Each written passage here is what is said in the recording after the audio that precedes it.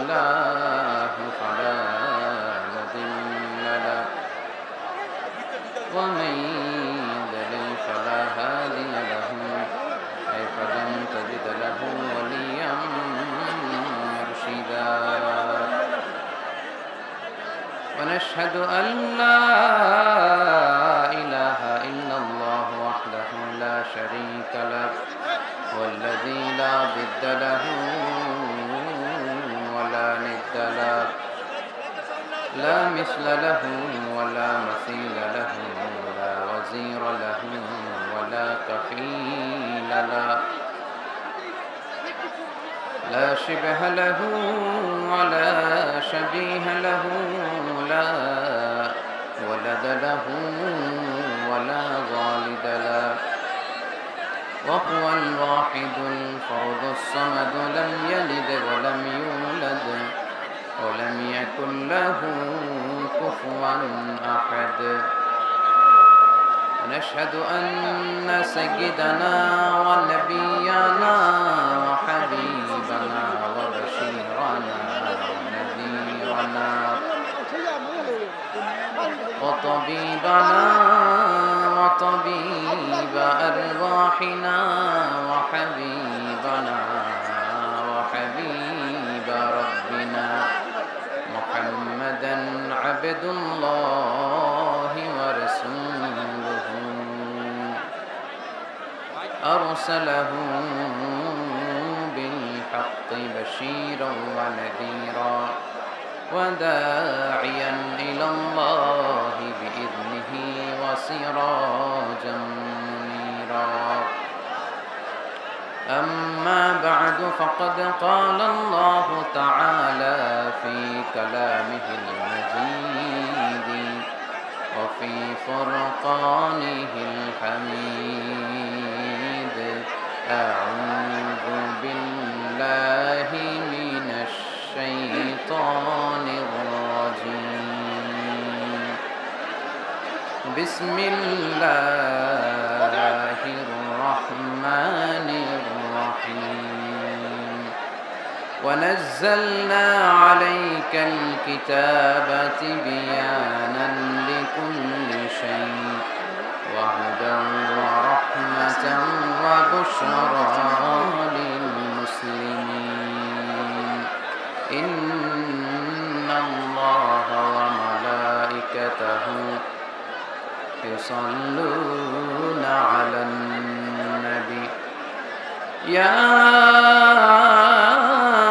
أيها الذين آمنوا صلوا عليه وسلموا تسليما اللهم صل على محمد وعلى آل محمد كما صليت على إبراهيم وعلى آل إبراهيم إنك حميد مجيد اللهم بارك على محمد وعلى آل محمد كما باركت على إبراهيم وعلى آل إبراهيم إنك حميد مجيد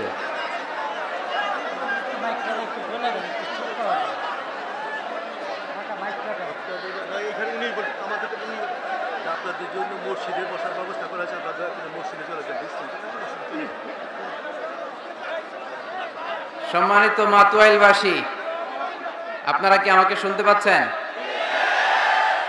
এই কয়েকদিন ধরে অন্য জেলা ঠিক করছি, এখন আমার এলাকাতেই ঝামেলা। আমি চাই না আমার এলাকার বদনাম হোক। আমি কিন্তু মাতুয়াইলের সন্তান, ঠিক কিনা? মাতুয়াইলের ছেলেরা কি ভদ্র না অভদ্র? এই ভদ্রতার প্রমাণ আজকে দিতে হবে। এটা আমার বাপ চাচাদের প্রোগ্রাম। চাচারা বলছে, আমি অনেক করে বলছিলাম যে অনেক বড় মাঠ লাগবে, তো চাচারা বলছে বাবা একদিনের জন্য আমরা বড় মাঠ পাবো কই, আমাদের 7-8 দিনের প্রোগ্রাম। তো ওনারা মসজিদে সুন্দর অ্যারেঞ্জ করেছে, ওইখানে মাইকের আওয়াজ যায়। তোমরা যারা এই দিকটাতে ধাক্কাধাক্কি করতেছো, এই যে আমি তোমাদের সবাইকে দেখলাম, এই যে সবাইকে দেখেছি আমি।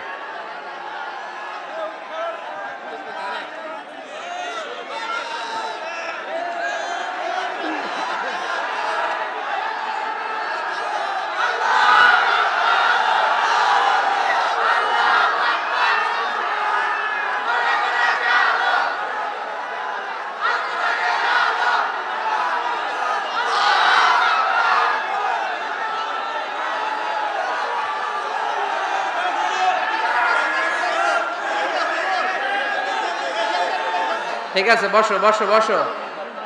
উহিব্বুকুম ফিল্লাহ, আল্লাহর জন্য তোমাদেরকে ভালোবাসি। উহিব্বুকুম ফিল্লাহ, বসো বসো। এইখানে তোমরা ধাক্কাধাক্কি করলে আজকে আলোচনার পরিবেশ থাকবে না। তোমরা আস্তে আস্তে তোমরা মসজিদের দিকে যাও, ওখান থেকে আমার আওয়াজ শুনতে পাবে। আর এই যে ডান দিকের প্যান্ডেলটা, এটা কিন্তু ভাইদের জন্য না, এটা বোনদের জন্য। সো কোনো ভাই যেন আমরা ওইদিকে না যাই, গোটা বিশ্ব যেন দেখে সুশৃঙ্খল ভাবে আমরা মাতোয়াইল একটা প্রোগ্রাম কন্ডাক্ট করেছি, ঠিক কিনা? তো এই জন্য যারা ভাইয়েরা তোমরা জায়গা পাও নাই, এদিকে মুখ করে দাঁড়াও। ওখানে আমাদের মায়েরা, বোনেরা, খালারা ওনারা বসেছে, ওনাদের নিরাপত্তার কোনো ধরনের ঘাটতি যেন না হয়। আর কোনো আওয়াজ করা যাবে না, আওয়াজ করা যাবে না, আওয়াজ করো না।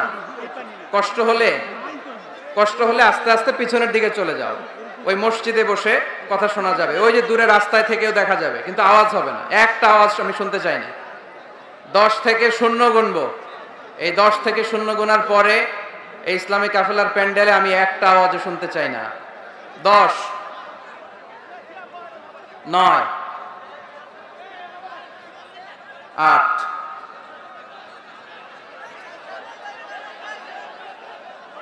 7,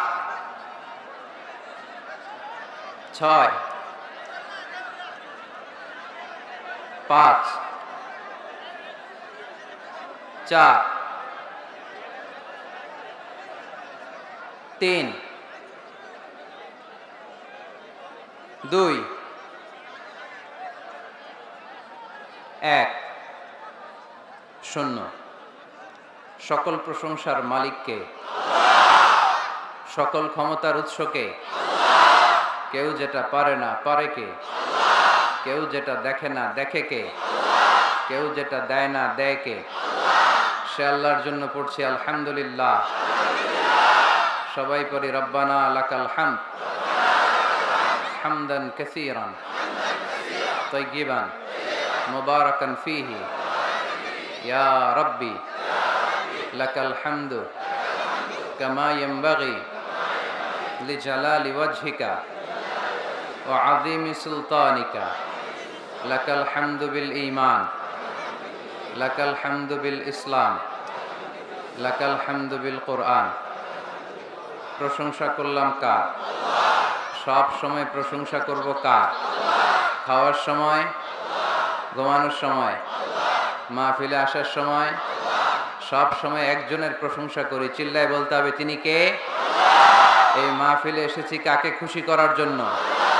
জীবনের সব অঙ্গনে একজনকে খুশি করতে চাই, তিনি কে? তার কথা যদি আমার বাবার বিরুদ্ধে যায়, মানার দরকার আছে না নাই?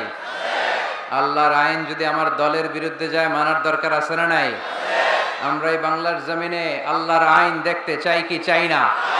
কারা কারা চাই দুহাত তুলে আল্লাহর দেখা।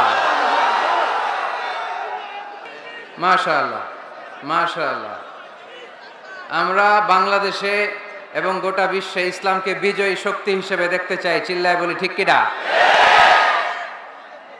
ইসলাম দিয়ে যদি সবকিছু চলে, ওই দেশে টেন্ডারবাজি থাকবে, চাঁদাবাজি থাকবে, খাদ্যে ভেজাল দেওয়ার সাহস পাবে, ওজনে কম দেওয়ার সাহস পাবে, পেঁয়াজের দাম বাড়ানোর সাহস পাবে, কোন ক্যাসিনো খুঁজে পাওয়া যাবে, সেখানে থাকবে শান্তি, ঠিক কিনা? কোন একদিন এ দেশের আকাশে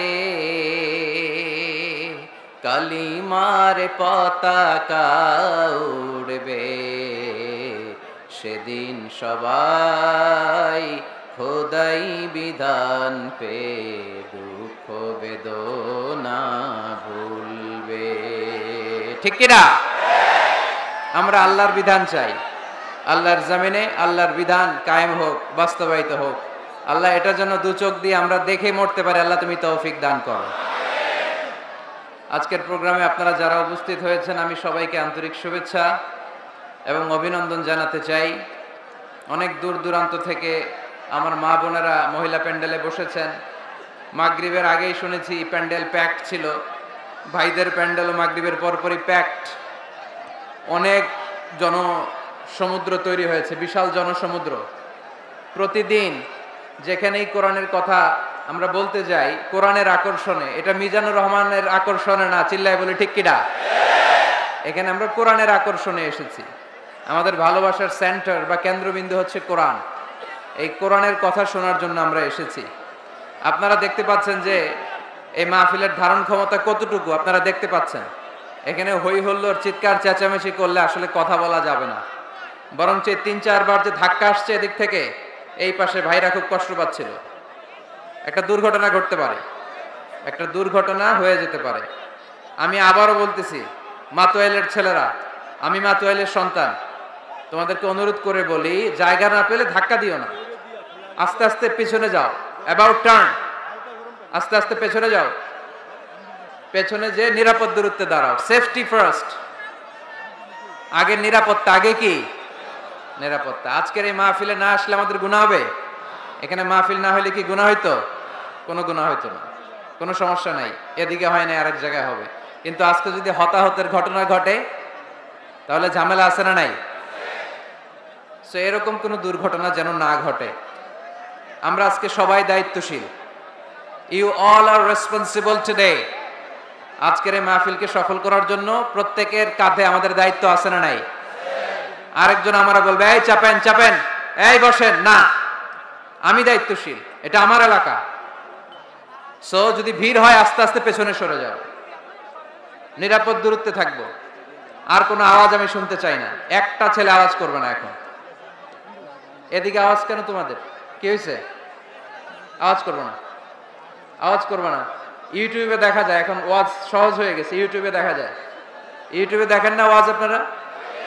আমারে কি ইউটিউবে কেউ দেখছেন নাকি? কে কে দেখছেন? সবাই দেখছেন, ঠিক আছে, হাত নামান। তো হইলো, তো কথা শুনতে পারলেই হইলো, তাই না? আসল বিষয় হচ্ছে যে আমরা কোরআন শুনতে পারলাম কিনা, সেই অনুযায়ী আমল করতে পারলাম কিনা, এটা হচ্ছে বড় বিষয়। নেক্সট ইয়ারে আল্লাহ হায়াতে বাঁচায় রাখলে আরো বড় জায়গায় করবে ওনারা ইনশাআল্লাহ। কিন্তু আজকের জন্য সহযোগিতা করতে হবে। এই যে ছেলেরা, এরকম করো না, এরকম করো না। আমি 2 বার চেয়ার ছেড়ে দাঁড়িয়ে তোমাদের উদ্দেশ্য করে হাত নাড়িয়েছি, তোমাদের সাথে কথা বলেছি, আমাকে দেখেছো তোমরা। আর ধাক্কাধাক্কি করো না, আর ওয়ার্নিং দিব না। আর ধাক্কাধাক্কি করলে মোনাজাত দিয়ে চলে যাবো আমি। আঙ্কেল মোনাজাত করে দেই, কি বলেন? অনেক মানুষ হয়েছে, তো মোনাজাত করে দিব। তো তাহলে একটু সুশৃঙ্খল ভাবে বসা যাবে তো? আওয়াজ করো না, আওয়াজ করো না, আওয়াজ করো না, আওয়াজ করো না। তোমাদের আওয়াজের কারণে মাইকের সাউন্ড শুনতে পাচ্ছে না, আমাকে শাউট করতে হচ্ছে, আওয়াজ করো না। মাতোয়াইল ইসলামী কাফেলা কর্তৃক আয়োজিত 8 দিন ব্যাপী 42তম ইসলামী মহাসম্মেলন 2019, 8 দিন ব্যাপী তাফসীরুল কোরআনের এই প্রোগ্রামের আজকে 6ষ্ঠ রজনী।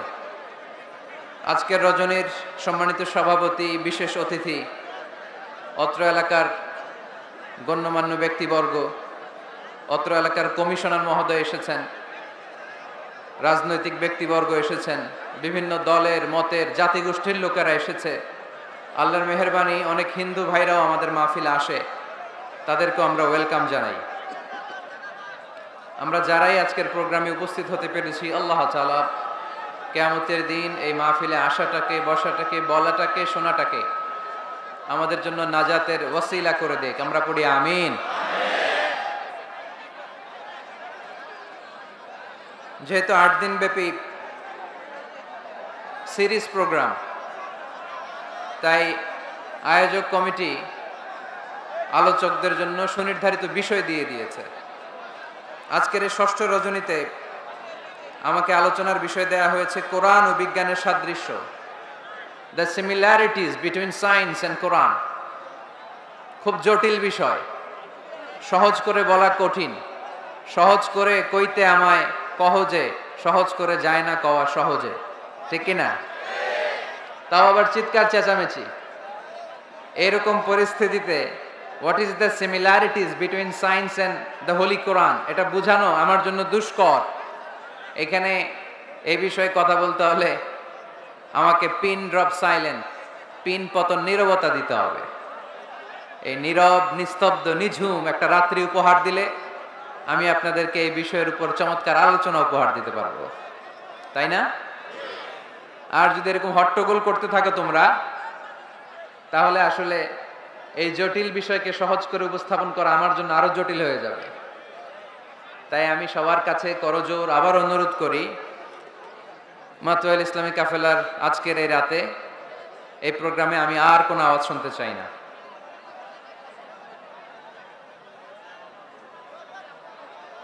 একেবারে নীরব, একেবারে। মাশাআল্লাহ, এবার ঠান্ডা হয়েছে অনেকটা। ঠিক আছে, আওয়াজ করো না, নিজেই ঠিক হয়ে যাও, অন্যকে কিছু বলার দরকার নাই, কোনো আওয়াজ নাই। এদিকে মাশাআল্লাহ ঠান্ডা। আমি আপনাদের খেদমতে the similarities between science and the holy Quran এই বিষয়টা বোঝানোর জন্য কালামুল্লাহ মাজিদ থেকে একটা আয়াত তেলাওয়াত করেছি, সূরা আন-নাহলের 89 নম্বর আয়াত। এই আয়াতে আল্লাহ তাআলা ইরশাদ করছেন, ওয়া নাযালনা আলাইকাল কিতাবা তিবয়ানান লিকুল্লি শাই।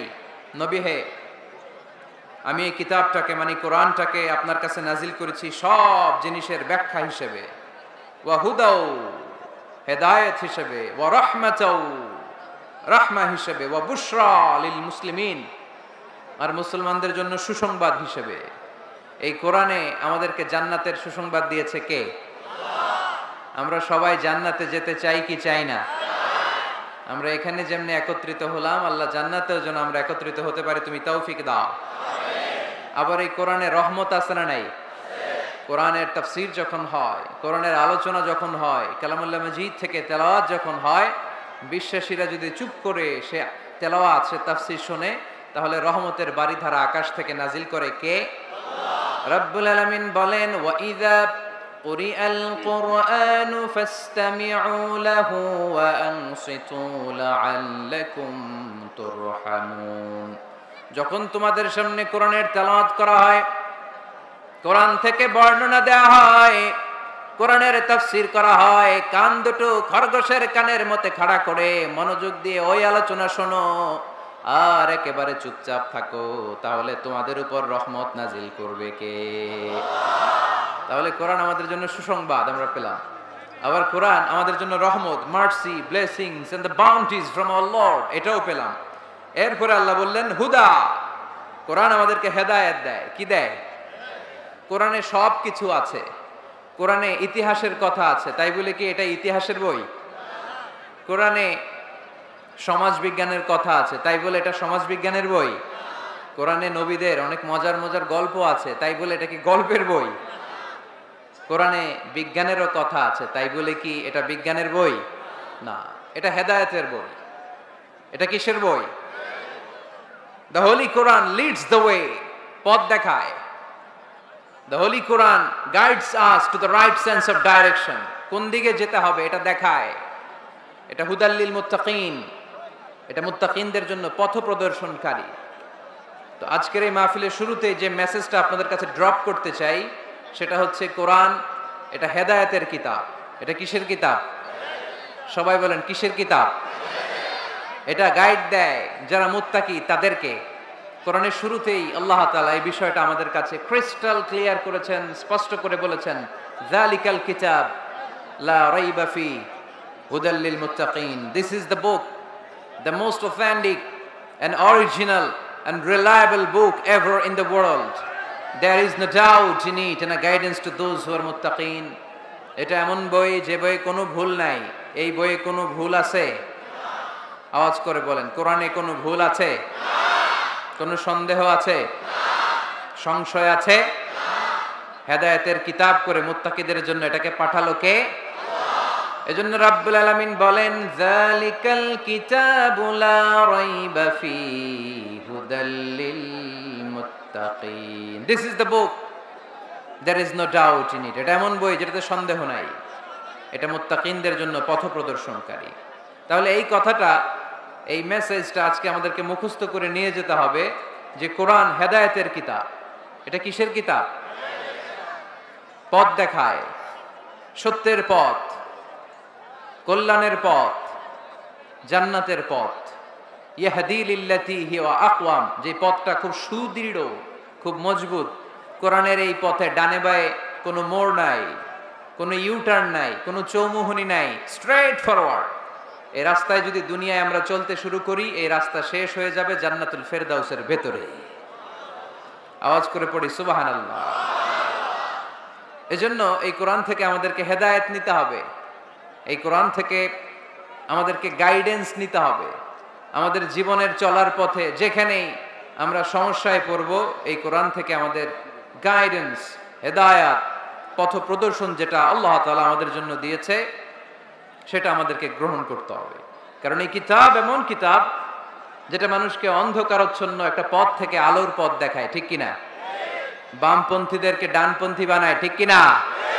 রব্বুল আলামিন বলেন, আলিফ লাম রা কিতাবুন আনজালনাহু ইলাইকা লিতুখরিজান নাসা মিনাল যুলুমাতি ইলান নূর। Muhammad, I've revealed this book in order to lead the mankind out of darkness into the light. অন্ধকারাচ্ছন্ন মানুষগুলোকে অন্ধকার থেকে বের করে টেনে এনে আলোর পথে উঠিয়ে দেওয়ার জন্য এই কোরআনকে পাঠিয়েছে কে? তাহলে আমরা বুঝলাম এটা বিজ্ঞানের কিতাব নয়, যদিও বিজ্ঞান নিয়ে কোরআন কথা বলেছে। এটা ইতিহাসের বই নয়, যদিও অনেক ইতিহাস কোরআনে আছে।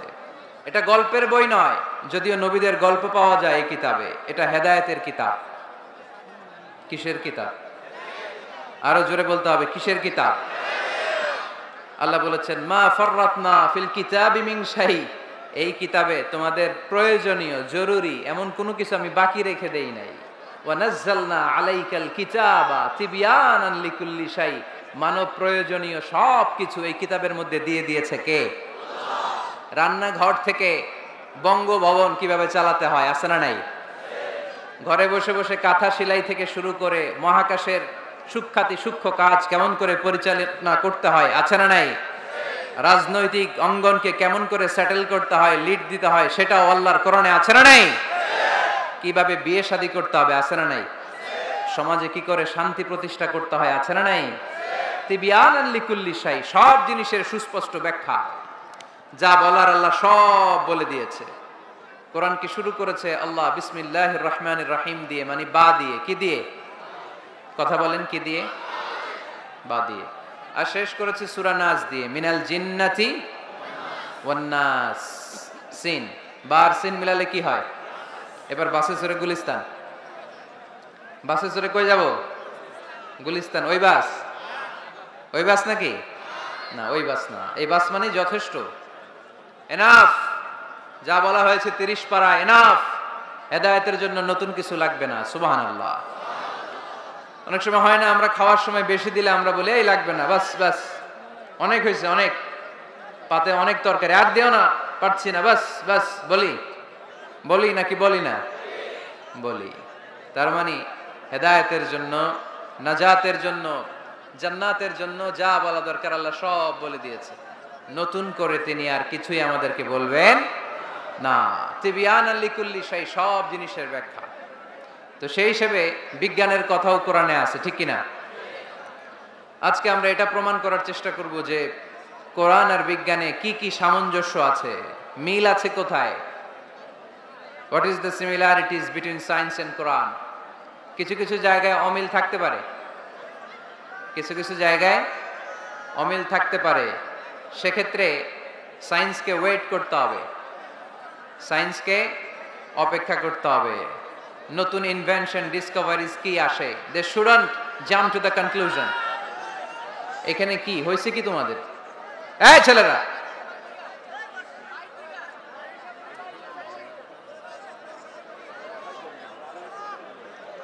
এইখানে এই ধাক্কা ধাক্কির মধ্যে যে ঢুকতেছো, তো ঢুকে হচ্ছেটা কি?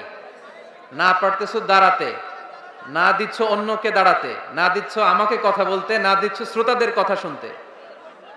আমি তো বললাম জায়গা নেই পেলে অ্যাবাউট টার্ন, পেছনে যাও, কেউ থাকবে না, যাও দূরে যেয়ে শোনো, সব বেশি পাবে। তোমরা চলে গিয়ে আমাদেরকে কথা বলার সুযোগ করে দিলে তোমরা সব ডবল পাবে। বসতে পারলে বসো, তা না হলে পেছনে যাও, পেছনে। তাহলে আজকের জন্য আলোচনা এখানেই শেষ করে দেই। কারণ আল্লাহ আমাদের নিয়ত দেখে, তোমরা যে কষ্ট করে আসছো এতেই সওয়াব পেয়ে যাবো। আমরা দোয়া করে দেই। চাচা মুনাজাত করে দেই, কি বলেন? না এইভাবে যদি গ্যাদারিং চলতে থাকে তাহলে তো আলোচনা কন্টিনিউ করা যাবে না। আমি একটা কথা শুরু করব, এখান দিয়ে আবার চিৎকার, কিছু বলতে না বলতে আবার এখানে ধাক্কাধাক্কি শুরু। তোমরা মেহরবানি করে আস্তে আস্তে পেছনে যাও, পেছনে যাও, এখানে দাঁড়িও না, যাও। যতক্ষণ তোমরা থাকবে, এই মাহফিল কমিটির ভলান্টিয়ার্স আছে না, তারা একটু সহযোগিতা করো, তোমরা একটু একটু মেহরবানি করে একটু পিছনের দিকে যাও, তোমরা একটু একটু যাও। জি জি ঠিক আছে, জি যাও, পেছনে যাও, আস্তে আস্তে পেছনে যাও, আর না হলে বসো, আওয়াজ করবে না। This is the last chance, this is the last chance. শেষবারের মতো বললাম, আর যদি আওয়াজ করো আমি মোনাজাত করে চলে যাব, আর যদি আওয়াজ একটা শুনি আমি। জায়গা পাও না, পেছনে যাও, যাও পেছনে যেয়ে কথা শুনো, একটা আওয়াজ হবে না এখানে। এটা কোরআনের ময়দান, কোরআনের ময়দানে আওয়াজ করে হট্টগোল করে যারা কাফের তারা। এখানে আমরা কেউই কাফের না, সবাই মুমিন, সবাই বিশ্বাসী। আমাদের আচরণ এমনটা হওয়া উচিত না। তোমরা পেছনে চলে যাও, অন্যদেরকে সুযোগ করে দাও। আর একটা আওয়াজ হলে আমি চলে যাব। যে কালামুল্লাহ মাজিদে সায়েন্টিফিক ইন্ডিকেশনস আছে, অনেক অনেক কসমিক সিম্বলস আছে, ন্যাচারাল ফেনোমেনা আছে, এগুলোর সাথে কোরআনের অনেক মিল পাওয়া যায়। বিজ্ঞানে আর কোরআনে কোনো অমিল নেই, দ্বিমত নেই, সবই একরকম। কিছু কিছু ক্ষেত্রে যদি বিজ্ঞান অমিল পায়, দেন বিজ্ঞান should wait, science should wait unless they get their latest discoveries and invention, তাদের নতুন নতুন আবিষ্কারের জন্য অপেক্ষা করতে হবে। কারণ সায়েন্স প্রতিদিনই ইমপ্রুভ করে, ডেভেলপ করে। আজকে একটা পাইছে, কালকে আরেকটা পায়। আগে বলতো সূর্য ঘোরে, পৃথিবী ঘোরে না। এরপর বলতে শুরু করলো পৃথিবী ঘোরে, সূর্য ঘোরে না। এখন বলে সবই ঘুরে। এখন কি বলে? সবই ঘুরে। কিন্তু ১৫০০ বছর আগে আল্লাহ বলে দিয়েছেন ওয়া কুল্লুম ফি ফালাকিন ইয়াসবাহুন, মহাকাশে যা আছে সবকিছুই ঘুরে বেড়াচ্ছে। চিল্লায় পড়ি আল্লাহু আকবার। এজন্য the science shouldn't jump to the conclusion that the Quranic information is wrong. কোরআনের তথ্য ভুল, এই কথা বলে যেন সায়েন্স ভুল না করে।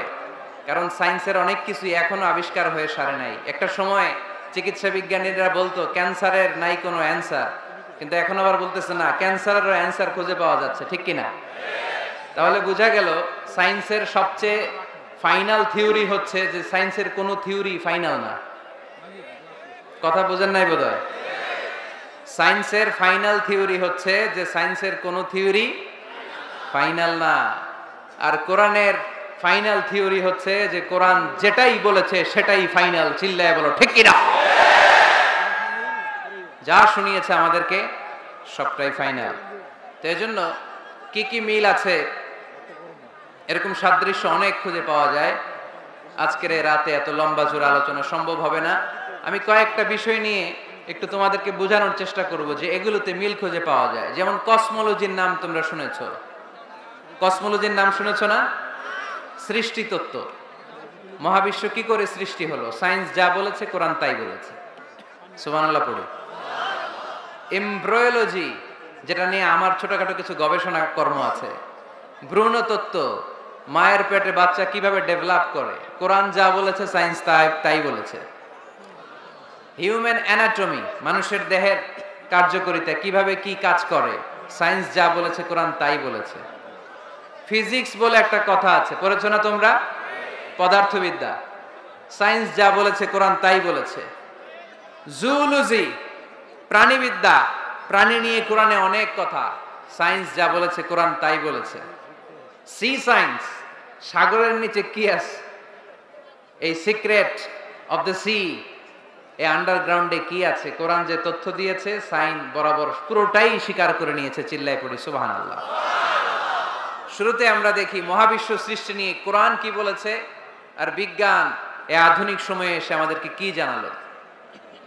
কোরআন আমাদের সামনে উপস্থাপন করেছে আওয়ালাম ইয়ারাল্লাযীনা কাফারু أن السماوات والأرض كانتا رتقا ففتقناهما وجعلنا من الماء كل شيء حي أفلا يؤمنون سبحان الله কাফির মুশরিকরা কি দেখে না আদিতে সৃষ্টির শুরুতে মহাবিশ্বের সবকিছু আকাশ জমিন এক জায়গায় লেপ্টে ছিল একটা বিস্ফোরণের মাধ্যমে আমি মহাবিশ্ব তৈরি করলাম আর এই পৃথিবীর মধ্যে এই বসুন্ধরার মধ্যে এই মহাবিশ্বের মধ্যে প্রাণবন্ত যা আছে সবকিছু আমি পানি থেকে তৈরি করলাম এই পৃথিবীতে প্রাণবন্ত যা আছে তার সবটাই আল্লাহ কি থেকে তৈরি করেছে পানি থেকে এটা হচ্ছে কোরআনের থিওরি যার প্রাণ আছে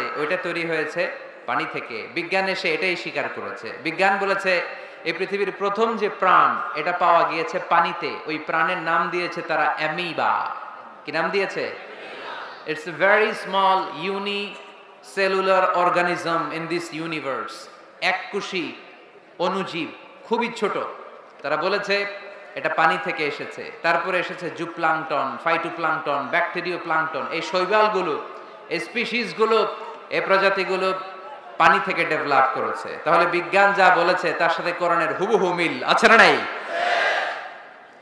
আবার আল্লাহ বললেন পানির মধ্যে আমি অনেক ক্যাটাগরি করেছি পানির মধ্যে কিছু আছে মিঠা পানি যেটা খেলে আমাদের হৃদয় ঠান্ডা হয়ে যায় আবার পানির মধ্যে কিছু আছে লোনা পানি যেটা মুখে তোলা যায় না ঠিক কিনা হাদা আযবুন ফুরাত ওয়া হাদা মিলহুন উজাজ একটা লোনা পানি একটা মিঠা পানি দুই সাগরের পানি দুই দিক দিয়ে বয়ে যায় মাঝখানে অদৃশ্য দেয়াল দিয়ে দিল কে মারাজাল বাহরাইনি ইয়ালতাকিয়ান বাইনাহুমা বারযাখুন লা ইয়াবগিয়ান فبأي آلاء ربكما تكذبان লোনা পানির সাগর মিঠা পানির সাগর বয়ে যায় মাঝখানে অদৃশ্য দেয়াল একটা পানি আরেকটার সাথে মিশে না ঠিক কি না এই দৃশ্য দেখছেন আপনারা কোথায় দেখেছেন চাঁদপুর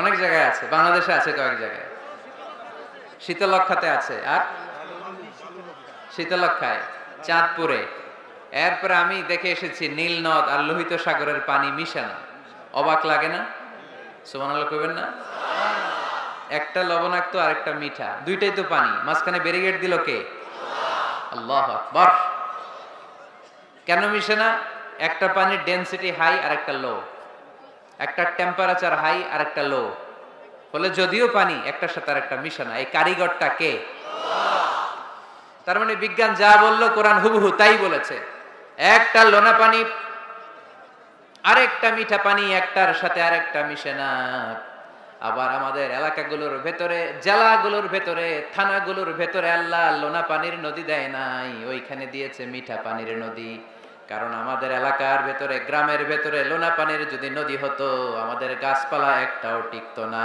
ঠিক কি না এই সুন্দর ফুল সুন্দর ফল মিঠা নদীর পাহানি আল্লাহ তোমার মেহেরবানি তুমি কতই দিলে রতন ভাই বেরাদর পুত্র স্বজন ক্ষুধা পেলে অন্য যোগাও মানি চাই না মানি আল্লাহ তোমার মেহেরবানি সুন্দর ফুল মিঠা নদীর পাহানি আল্লাহ তোমার মেহেরবানি আল্লাহু আকবার খালাকা ফাসাওয়া কদ্দারা ফাহাদা যেখানে যতটুকু পানির দরকার ততটুকু দিলেন পেঁয়াজের ভেতরেও পানি দিলেন রসুনের ভেতরেও পানি দিলেন ক্ষীরার ভেতরেও পানি দিলেন তরমুজের ভেতরেও পানি দিলেন আবার ডাবের ভেতরেও পানি আছে না নাই আন্না সাবাবনাল মাআ সাব্বা যতটুকু ঢালা দরকার ততটুকু দিছে আল্লাহু আকবার পেঁয়াজের ভেতরে যতটুকু সিক্ততা তরমুজের ভেতরে ততটুকু না তরমুজের ভেতরে যতটুকু পানি আপেলের ভেতরে ততটুকু না আবার আমড়ার ভেতরে যতটুকু পানি আমের ভেতরে ততটুকু না। সুবহানাল্লাহ। আন্না সাবাবনাল মা সাব্বা। এই পানিটা H2O, হাইড্রোজেনের 2টা মলিকিউল আর অক্সিজেনের 1টা মলিকিউল। কি আজীব কথা, দুইটাই গ্যাস, দুইটাই কি, কিন্তু দুই গ্যাস একসাথে মিলাইলে পানি হয়ে যায়। আল্লাহু আকবার। এজন্য আল্লাহ বললেন ওয়াজআলনা মিনাল মাই কুল্লা শাইইন হাই, পানি থেকে আমি প্রাণবন্ত সব কিছু বানালাম। এই পানির অপর নাম জীবন। আবার যদি পানি বেশি হয়ে যায় তখন মরণের সম্ভাবনা আছে না নাই? বন্যা এই দেশে হয় কি হয় না? কিছুদিন আগে উত্তরবঙ্গে বন্যা ছিল কি ছিল না? আহা, নূহ আলাইহিস সালামের উম্মাকে অবিশ্বাসের কারণে, গাদ্দারির কারণে আল্লাহ এই প্লাবন দিয়ে, পানি দিয়ে শেষ করে দিয়েছেন। এজন্য পানি দেখলেই এটা যে বাঁচার কারণ, বাঁচার মাধ্যম এমনটা নয়। এই পানি দিয়ে আল্লাহ আমাদেরকে শায়েস্তাও করতে পারেন, পানিশমেন্টও করতে পারেন, শাস্তিও দিতে পারেন, আযাব আর গজব দিয়ে তলিয়েও দিতে পারেন। ঠিক কি না? ওয়াজআলনা মিনাল মাই কুল্লা শাইইন হাই, প্রাণবন্ত সব কিছু আমি পানি থেকে বানালাম। আবার কোন কোন জায়গার পানির মধ্যে এত লবণ আমি দিয়ে দিলাম সেখানে কোনো কিছু বাঁচে না। আছে না নাই? জর্ডানে একটা সাগর আছে, নাম ডেড সি। নাম শুনছেন? আজকে বাড়িতে যে গুগল করবা, Dead Sea located in Jordan, লিখলেই চলে আসবে। আরবিতে বলে আল বাহরুল মাইয়িত, মৃত সাগর, কিছু বাঁচে না। লবণের ঘনত্ব এত বেশি, আপনার ছোট্ট বাচ্চাটার ওই সাগরে ফেলে দিলেও ডুববে না, কারণ আপনার বাচ্চা যতটুকু জায়গা নিবে পানিতে তার চেয়ে বাচ্চার ওজন কম, পানির ওজন বেশি, এজন্য কিছু ডুবে না। ওখানে মাছ হয় না, ওখানে শ্যাওলা জন্মায় না, ওখানে কাঁকড়া নাই, চিংড়ি নাই, কারণ লূত আলাইহিস সালামের কওমের লোকেরা হোমোসেক্সুয়ালিটি প্র্যাকটিস করত, সমকামিতা, পুরুষে পুরুষে বিয়ে। এই আওয়াজ এখন বাংলাদেশেও ঢুকার চেষ্টা করতেছে। তাওহীদপন্থী মুসলমানদেরকে সচেতন হতে হবে। ওয়েস্ট থেকে কিছু আসলেই, ইন্ডিয়া থেকে কিছু আসলেই আমার দেশে ঢুকতে দেয়া যাবে না। চিল্লায় বলো ঠিক কি না? অনেকে মনে করে আমেরিকা থেকে কালচার আসলো, পোশাক আসলো, এটাই মনে হয় মডার্ন। ইন্ডিয়া থেকে নতুন পোশাক আসলো, এটাই মনে হয় মডার্ন। নো, ইসলামের চেয়ে মডার্ন, আধুনিক গোটা বিশ্বে দ্বিতীয় কিছু নাই। চিল্লায় বলো ঠিক কি না? এজন্য সাবধান। এদেশে অলরেডি একটা অর্গানাইজেশন হয়েছে, রেইনবো, রংধনু। এরা ছেলে ছেলেতে বিয়ে করতে চায়, মেয়ে মেয়েতে বিয়ে করতে চায়। আমরা তাওহীদি জনতা বেঁচে থাকতে বাংলার জমিনে এটা হতে দেব না। চিল্লায় বলো ঠিক কি না? ওয়াজআলনা মিনাল মাই কুল্লা শাইইন হাই, পানি থেকে প্রাণবন্ত সব কিছু তৈরি করলো কে? আল্লাহ। আবার আল্লাহ বললেন কাফেররা কি দেখে না আকাশ জমিন সব একসাথে ছিল, মহাবিস্ফোরণের মধ্য দিয়ে আমি মহাবিশ্ব তৈরি করেছি। এই বিস্ফোরণটার নাম কি বলতো? Big bang. মাশাআল্লাহ, কেমন শ্রোতা দেখছেন? সায়েন্সের সবকিছু নিয়ে বসছে আজকে। Big bang. স্টিফেন হকিং একটা বই লিখেছে, a brief history of time. সেখানে সে যে তথ্য দিয়েছে কোরআনের সাথে very similar to the concept of Stephen Hawking. Stephen হকিংও এই কথা বলেছে। সে বলেছে মহাবিশ্ব সৃষ্টির আগে সবকিছু একটা অণুর ভেতরে ছিল, হাই সিঙ্গুলারিটি, সবকিছু এক জায়গায় ছিল। ফাফাতাকনাহুমা, এক বিশাল আওয়াজের মাধ্যমে এক বিস্ফোরণে মহাবিশ্ব সৃষ্টি হলো। ওই আওয়াজটার নাম ছিল কুন। আওয়াজটার নাম ছিল কি? ইন্নামা আমরুহু ইযা আরাদা শাইআন আন ইয়াকুলা লাহু কুন ফায়াকুন। আমরা বাংলায় বলি না কুন ফায়াকুন? কুন ফায়াকুনের মালিক কে? আল্লাহ। তিনি বলতে দেরি, হতে দেরি হয়। কুন, হাও, হয়ে যায়। বি, ইট ওয়াজ। আল্লাহ যখন বলেছেন কুন, এই আদিতে সব মিলে থাকা এই মহাবিশ্বের সবকিছু এক মহা বিস্ফোরণের মাধ্যমে গোটা বিশ্বে ছড়িয়ে পড়লো, গোটা বিশ্বে ছড়িয়ে ঘুরতে আরম্ভ করলো। এই বিস্ফোরণের ছোট্ট একটা কণার নাম পৃথিবী। এই মহা বিস্ফোরণের ছোট্ট একটা কণার নাম মঙ্গল। এই মহা বিস্ফোরণের ছোট্ট একটা কণার নাম বৃহস্পতি। এই মহা বিস্ফোরণের ছোট্ট একটা কণার নাম সূর্য। এরকম কত হাজার, অযুত, লক্ষ, নিযুত কোটি কণা বড় বড় তারকা রূপে মহাবিশ্বে ঘুরে বেড়াচ্ছে। আল্লাহ ছাড়া এর খবর কেউ রাখে না। এগুলো যে কত বিশাল, এগুলো নিয়ে আমাদের চিন্তা করা দরকার। আমরা মনে করি আমি মনে হয় বড়, আমার চেয়ে ক্ষমতাধর কেউ নাই, আমি দাপটওয়ালা, আমার এলাকা এটা, এটা আমার, খালি আমার আমার কয়। আছে না নাই? তোর কি বেটা? কিসের মালিক তুই? সবকিছুর মালিক কে? পরের জায়গা পরের বাড়ি ঘর বাঁধিয়ায় আমি রই, আমি তো সেই ঘরের মালিক নই। পরের জায়গা পরের বাড়ি ঘর বাঁধিয়ায় আমি রই, আমি তো সেই ঘরের মালিক নই। ঠিক কিনা? যেই বাড়িটাতে আজকে আমি থাকি, এটার আগে আমার বাবা ছিল, তার আগে দাদা ছিল, আমার পরে আমার ছেলে থাকবে, আমার নাতি থাকবে। এটার আসল মালিক আমি না, আমার ছেলে না, গোটা বিশ্বের আসল মালিক একজন সত্তা, তিনি কে? এজন্য সব আমার আমার এরকম দাপটওয়ালা কথা যেন আমরা না বলি। অহংকারীদেরকে আল্লাহ পছন্দ করে, বিনয়ীদের মর্যাদা আরশ পর্যন্ত নিয়ে যায় কে? মান তাওয়াদা লিল্লাহি ইল্লা রাফাআহুল্লাহ, যে নিচের দিকে নামতে চায় আল্লাহ ওরে টাইনা উঠায়। আর যে লাফায় লাফায় ওঠে, থাপ্পড় মেরে আল্লাহ এত নিচে নিবে পৃথিবীর কেউ কল্পনা করতে পারবে না। ওই শয়তানের চেয়ে নিচে চলে যায়। চিল্লায় বলেন ঠিক কিনা? এজন্য অহংকার যেন আমরা না করি, দাম্ভিকতা যেন না দেখাই। আমরা যেন একটু চিন্তা করি, এই যে বিস্ফোরণের মাধ্যমে গোটা বিশ্ব সৃষ্টি হলো, এটার তুলনায় কত ছোট্ট আমি, কত ক্ষুদ্র আমি। আমরা আজকে এই প্যান্ডেলে মাতুয়াইলে বসে আছি, তাই না? মাতুয়াইল তো ইউনিয়ন নাকি? কোন থানায় পড়ছে? সিটি কর্পোরেশন হয়ে গেছে। থানার নাম যাত্রাবাড়ি। যাত্রাবাড়ি হচ্ছে ঢাকার একটা থানা। ঢাকায় মোট কয় থানা? কয়টা? 19টা থানা, কম বেশি হবে। তো এই 19টা থানার মধ্যে থেকে 53টা, আচ্ছা যাই হোক, এতগুলো থানার মধ্যে থেকে যাত্রাবাড়ি একটা থানা। এই যাত্রাবাড়ির মধ্যে এটা একটা ইউনিয়ন। এই প্যান্ডেলটাই কি মাতুয়াইল ইউনিয়ন? আরো আছে না নাই? কত ছোট্ট একটা জায়গায় বসে আছে। আর যাত্রাবাড়ি হচ্ছে ঢাকার একটা থানা। ঢাকা হচ্ছে আমাদের 64 জেলার একটা জেলা। এই 64 জেলা নিয়ে আমাদের বাংলাদেশ পৃথিবীর সবচেয়ে বড় একটা দেশ। কি বলেন? কত ছোট জানেন? ওয়ার্ল্ড ম্যাপে আমাদের বাংলাদেশ লেখার জায়গাটাও নেই। BA পরে ইন্ডিয়ার উপরে, NG পরে বাংলাদেশের উপরে, LADESS আবার ইন্ডিয়ার উপরে। এত ছোট। আমাদের প্রতিবেশী দেশ ভারত আমাদের চেয়ে অনেক গুণ বড়। রাশিয়া প্রায় 100 গুণ বড়।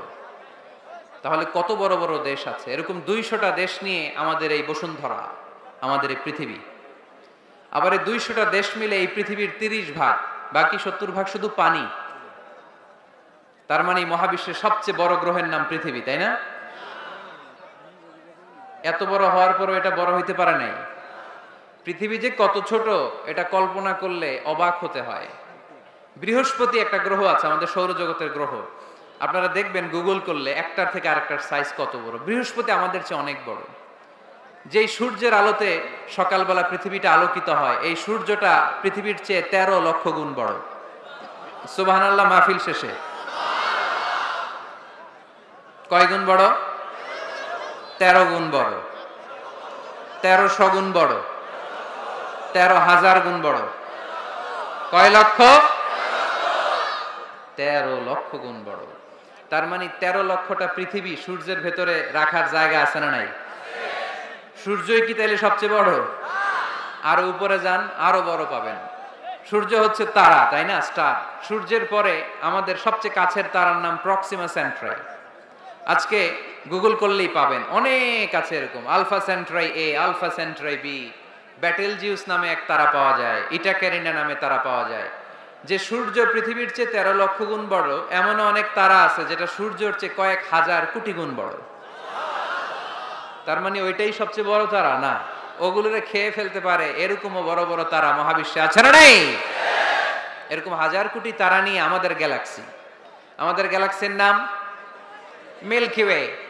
আমাদের গ্যালাক্সি থেকে সবচেয়ে কাছের যে গ্যালাক্সি, এটার নাম হচ্ছে অ্যান্ড্রোমেডা।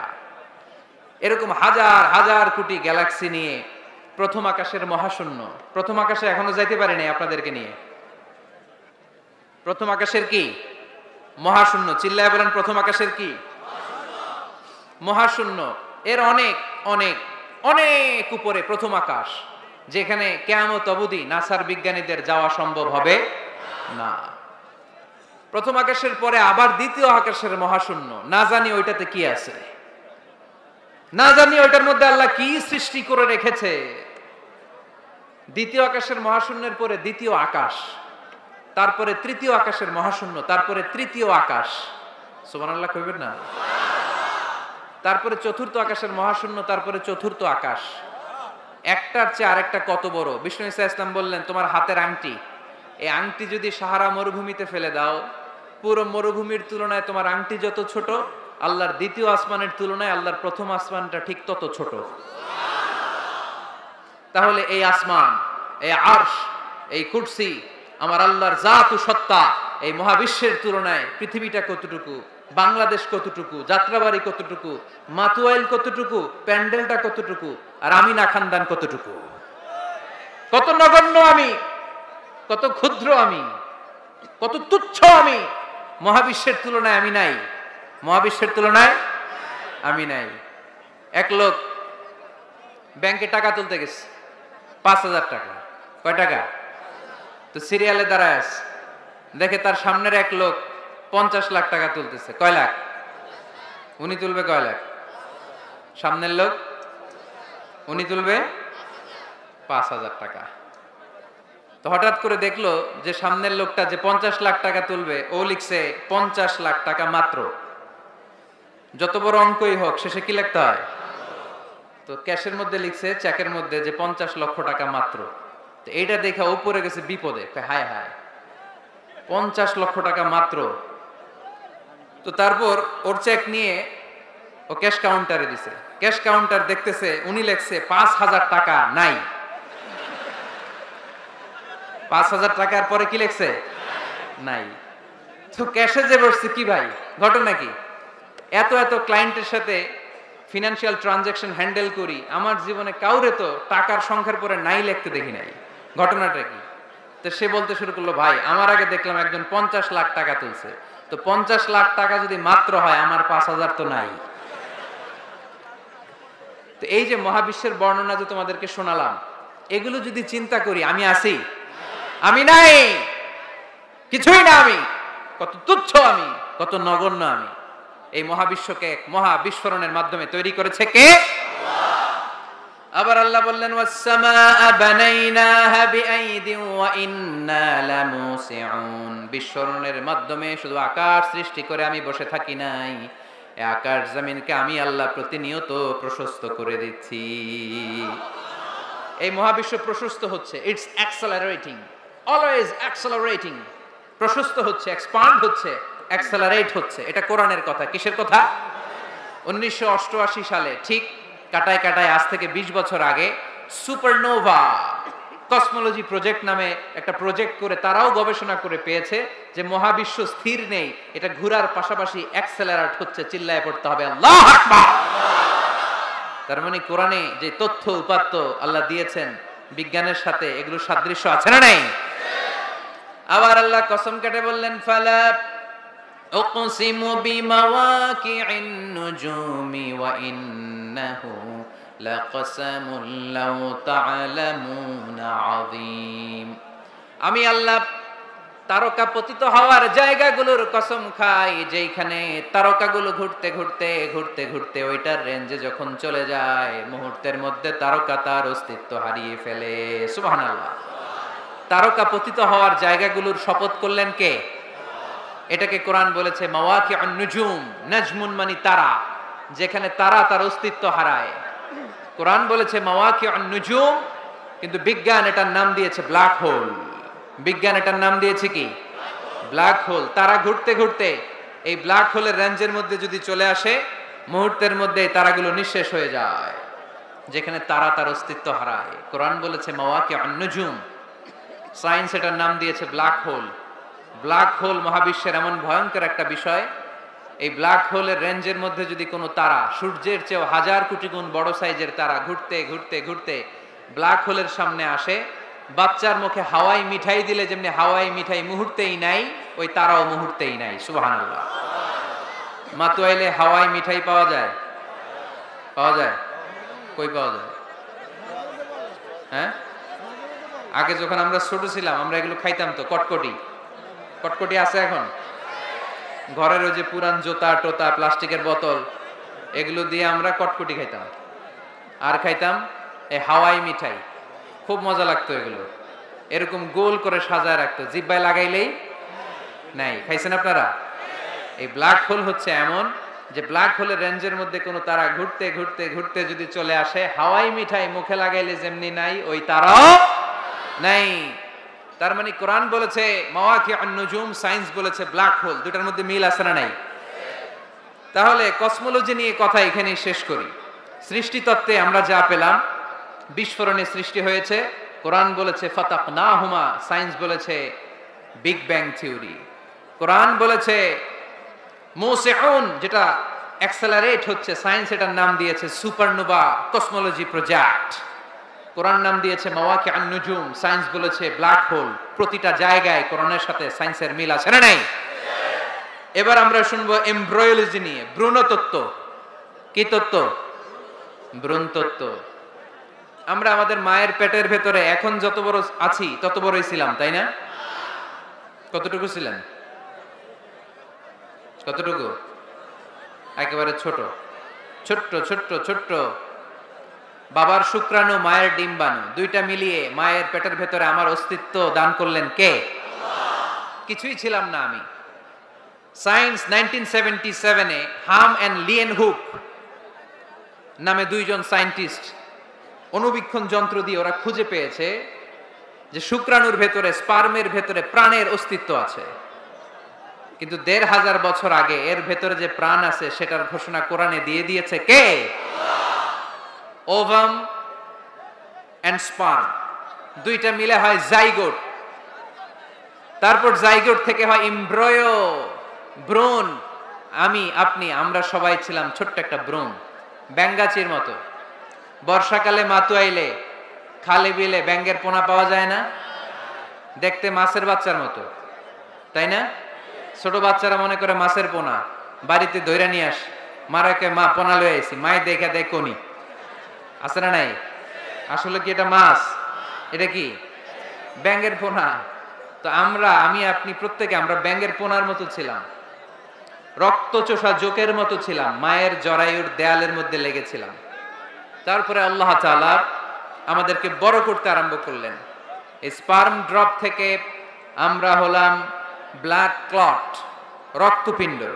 সেখান থেকে আমরা হলাম মুদগা, নুতফা, আলাকা, মুদগা, 3 স্টেজ। প্রতি 40 দিন পর পর আমার সাইজ বাড়তে লাগলো। সায়েন্সও এটা স্বীকার করেছে যে প্রত্যেক 40 দিন পর বাচ্চার একটা নোটিসেবল ডেভেলপমেন্ট ঘটে। আল্লাহ রাসূল সাল্লাল্লাহু আলাইহি ওয়াসাল্লাম বলেছেন ইন্না খালকাকুম ইউজমাউ ফি বাতনি উম্মিহি 40 ইয়াওমা, প্রতি 40 দিন পর তোমার মায়ের পেটের ভেতরে তোমার সাইজ একটু বড় করা হয়। চিল্লায় পড়ি আল্লাহু আকবার। তারপরে তুমি নুতফা থাকো, নুতফা থেকে তুমি আলাকা হও, আলাকা থেকে মুদগা, স্টেপ বাই স্টেপ রক্তপিণ্ড। তারপরে আমি হয়ে যাই গোশতপিণ্ড, ওই গোশতের ভেতরে আল্লাহ তাআলা আমার স্কেলিটন দেয়, কঙ্কাল। তারপরে এই কঙ্কালের চারদিক দিয়ে গোশত দিয়ে আমাকে আল্লাহ প্রস্তুত করে। সর্বশেষ এই চামড়ার লেভেল দিয়ে মায়ের পেটে আমাকে ডেকোরেটিং করে কে? ওয়ালাকাদ খালাকনাল ইনসানা মিন সুলালাতিন মিন তিন সুম্মা জাআলনাহু নুতফাতান ফি ক্বারারিন মাকিন ثم خلقنا النطفة علقة فخلقنا العلقة مضغة فخلقنا المضغة عظاما فكسونا العظام لحما ثم أنشأناه خلقا آخر فتبارك الله أحسن الخالقين. পড়েন আল্লাহু আকবার। আল্লাহ বলেন ছোট্ট নাপাক বীর্য থেকে তোমারে তৈরি করলাম, তুমি ছিলা পানির ফোঁটা, সেখান থেকে বানালাম জমাটবদ্ধ রক্তপিণ্ড, সেখান থেকে গোশতপিণ্ড, ওই গোশতের ভেতরে তোমার কঙ্কাল আমি জুড়ে দিলাম, কঙ্কালের উপরে গোশত দিয়ে প্যাকেট পড়ালাম, সর্বশেষে চামড়া দিয়ে ডেকোরেশন করে দিলাম। ছোট্ট ছিলাম আমরা, একেবারে ছোট্ট, অনেক ছোট্ট। আস্তে আস্তে আমার হাত গজালো, আমার পা গজালো, আমার হেয়ারিং সিস্টেম চালু হলো, আমার রেসপিরেটরি সিস্টেম চালু হলো, আমার ডাইজেস্টিভ সিস্টেম চালু হলো, আমার স্টোমাক হলো, আমার ব্লাড সার্কুলেশন শুরু হলো, আমার হার্টের 2টা পার্টিশন হলো, আল্লাহ রুহের ফুৎকার দিলেন, আমি মানুষ হয়ে দুনিয়ায় আসলাম। কোন সুবহানাল্লাহ। 2টা পার্টিশন করে দিলেন। আর এই পাম্প মেশিন আমার মায়ের পেটের ভেতরেই চালু করে দিলেন কে? এক মুহূর্তের জন্য যদি এই পাম্প মেশিনটা বন্ধ হয়ে যায়, মুহূর্তে আমার ঠুস বানায় দিবে কে? আরে মানুষ রঙিন ফানুষ, দম ফুরাইলে তবু তো ভাই কারোরই নাই একটুখানি। আরে মানুষ রঙিন ফানুষ, রঙিন ফানুষ, আরে মানুষ। আল্লাহু আকবার। 2টা জিনিস আল্লাহ দেয়, রুহু দেয় আর ফেরেশতা দেয়। কি দেয়? রুহু দেয় আর ফেরেশতা দেয়। মানুষ যখন মরে যায় 2টাই চলে যায়, রুহুটাও চলে যায়, ফেরেশতাও চলে যায়, ঠিক কিনা? আমাদের কাঁধে ফেরেশতা আছে না নাই? 2 কান্দে ছিল যে তোমারে 2 জনা পাহারা, তোমারে একলা থুইয়া পালাইছে তাহারা। তোমার 8 কুঠুরি 9 দরজা বন্ধ এবার হলো রে, হলো মুখে আল্লাহ রসুল সবে বলো, ও মুখে আল্লাহ রসুল সবে বলো। দুয়ারে আইসাছে পালকি নায়রি, গাও তো হলো রে তোলো, মুখে আল্লাহ রসুল সবে বলো, ঠিক কি না? রুহুর ফুৎকার যখন মায়ের পেটে দিলেন, হার্টবিট চালু হয়ে গেল, অলিন্দ নিলয়। বাংলায় কি বলে? ইংরেজিতে সিস্টলিক এন্ড ডায়াস্টলিক। ধপ ধপ ধপ করে আমার এই হার্টের পার্টিশন থেকে ধপ ধপ করে আমি যে পৃথিবীতে এসেছি এটা জানান দিল কে? এই প্রক্রিয়ায় আল্লাহ আমারে বানালেন। এই যে এতগুলো মাস মায়ের পেটের ভেতরে ছিলাম, পৃথিবীর কেউ আমারে খাবার দিতে পারছে? চিকিৎসা করতে পারছে? যে কবিরাজ আমারে খাবার দিলেন, অক্সিজেন দিলেন, ওই কবিরাজের নাম কি? আল্লাহ। 7 মাস আল্লাহ বললেন ফি যুলুমাতিন সালাস, 3টা প্যাকেটের ভিতরে তুমি ছিলা। কোরআন বলে কয়টা প্যাকেট? জোরে বলেন, সবাই বলেন কয়টা? কোরআনের ভাষ্য মতে 3টা প্যাকেট। মডার্ন সায়েন্সও তাই বলেছে, 3টা প্যাকেট। প্রথম প্যাকেটের নাম প্লাসেন্টা, ইংরেজিতে বলে প্লাসেন্টা। এটা হচ্ছে ফুল। বাচ্চা বেরো আর কিছুক্ষণ পরে মায়ের জরায়ের ওখান থেকে একটা ফুল বেরিয়ে আসে, এইটার প্যাকেটে ছিলাম। প্যাকেট বানাইছিল কে? 2 নম্বর প্যাকেটের নাম ওম, মায়ের জরায়ু, জরায়ুর প্যাকেটের ভিতরে ছিলাম। 3 নম্বর হচ্ছে আমার মায়ের পেট আর বেলি, এই পেটের প্যাকেট। 3টা প্যাকেটের ভিতরে ফি কারারিম মাকিন, গোপনতম প্রকোষ্ঠে আমাকে মায়ের পেটের ভেতর থেকে পৃথিবীতে বের করে দিল কে? কত ক্ষুদ্র ছিলাম, সেখানে আমি বিজয়ী হয়েছি, ঠিক কিনা? এই যে লাম, তারা প্রমাণ করেছে যে অণুবীক্ষণ যন্ত্র দিয়ে তারা দেখেছে 1 ফোঁটা বীর্যের ভেতরে 20 কোটি শুক্রাণু যদি না থাকে, তাহলে ওই ফোঁটা শুক্রাণু থেকে মায়ের গর্ভে কোনো সন্তান জন্ম লাভ করে না। কয় কোটি? আমি ওই 20 কোটি শুক্রাণুর একটা, আপনি ওই 20 কোটি শুক্রাণুর একটা, ঠিক কিনা? তার মানে মহা একটা যুদ্ধ হয়েছিল তখন ডিম্বাণুর ভেতরে আঘাত করার জন্য। সেই যুদ্ধে 19,99,99,999 শুক্রাণুকে পেছনে ফেলে ওই খেলায় চ্যাম্পিয়ন হয়েছিলাম আমি। চিল্লায় বলেন ঠিক কিনা? ওই দিন মায়ের পেটে যে আমার অস্তিত্বের জানান আমি দিয়েছিলাম, তখন আমার হাত ছিল নাকি? পা ছিল? দাদা ছিল? দাদি ছিল? টাকা ছিল? ব্যাংক ব্যালেন্স ছিল? কিছুই ছিল না। তখন আমি বিজয়ী হয়েছি। তখনও যখন আমি বিজয় লাভ করতে পেরেছি, এই দুনিয়ার বুকে এসেও আমাদের বিজয় কেউ ঠেকায় রাখতে পারবে না। চিল্লায় বলেন ঠিক কিনা? আমরা বিজয় করতে এসেছি, যাই করব আমরা ভালোভাবে করব, এটা ইসলামের শিক্ষা, ঠিক কিনা? কাজ ছোট হোক বড় হোক, ভালো করলে সওয়াব আছে না নাই? যে কোনো কাজ করো না ভাই, যে কোনো কাজ করো, তা যেন হয় সবার চেয়ে সবচেয়ে সুন্দর। যে কোনো কাজ করো না ভাই, যে কোনো কাজ করো, তা যেন হয় সবার চেয়ে সবচেয়ে সুন্দর। হোক না সেটা পড়ালেখা, রঙের ভাষায় ছবি আঁকা, হোক না সেটা সামান্য কাজ কিংবা মহত্তর, তা যেন হয় সবার চেয়ে সবচেয়ে সুন্দর। আলহামদুলিল্লাহ পড়। কাজ ছোট হোক কিংবা বড় হোক, ওটা ভালো করে করতে বলছে কে? ভালো করে করলে ওই কাজে বরকত দিবে কে? কাজে কোনো লজ্জা আছে? শ্রমে কোনো লজ্জা আছে? চাকরি ব্যবসায় কোনো লজ্জা আছে? লজ্জা অলসতায়। লজ্জা কিসে? মাতোয়াইলের ছেলেরা মনে থাকবে? কাজে লজ্জা পাওয়া যাবে? Never under estimate any job, big or small. ছোট হোক বড় হোক, কোনো চাকরিকে নাক ছিটকানো যাবে না। কাজ করে বেঁচে থাকতে হবে, এটাই ইসলামের শিক্ষা, ঠিক কিনা? তাহলে এই এমব্রায়োলজির এই সংক্ষিপ্ত পরিসরের যে আলোচনা, এটাতে আমরা বুঝলাম সায়েন্স যা বলেছে তার সবটুকুন কোরআনের সাথে মিল আছে না নাই? কোনো অমিল আছে?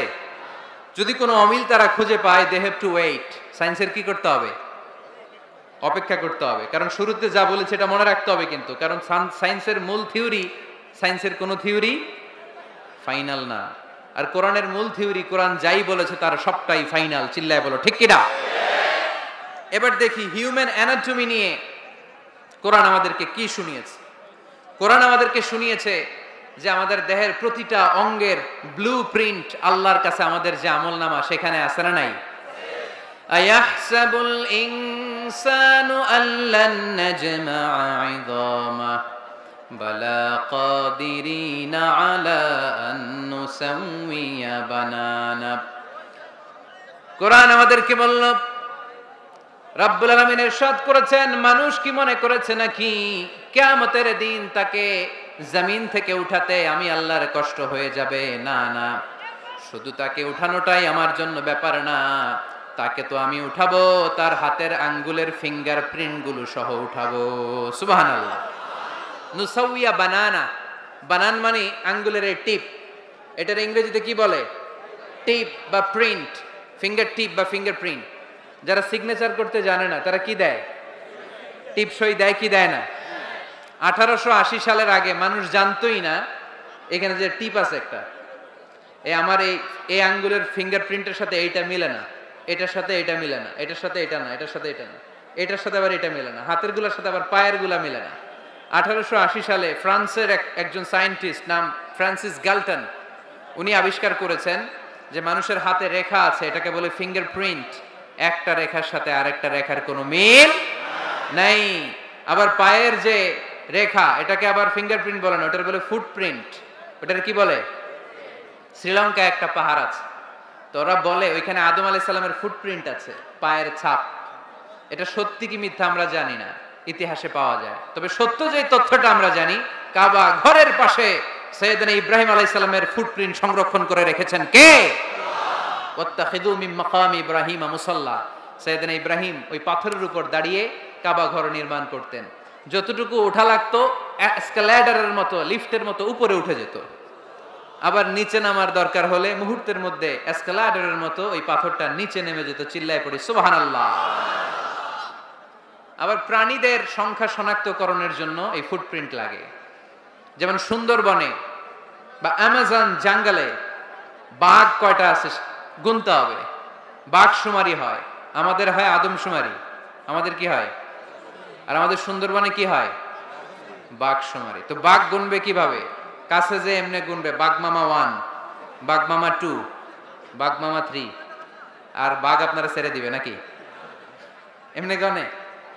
ওখানে আসলে বাঘ মামার কাছে যাওয়া যায় না, তাহলে খবর আছে। ওখানে বাঘের পায়ের ছাপ দেখে বাঘ শুমারি হয়, কারণ একটা বাঘের পায়ের ছাপের সাথে আরেকটা বাঘের পায়ের ছাপের কোনো মিল না। কারিগরটার নাম কি? ফ্রান্সিস গ্যালটন 1880 সালে আবিষ্কার করলেন যে একটার সাথে আরেকটার মিল নাই। 1880 সালের আগে পৃথিবীর কেউই জানতো না এই জায়গায় এই কারিশমা আছে। কেউ জানতো? কিন্তু 1400 বছর আগে কোরআনের মধ্যে বলে দিয়েছে কে?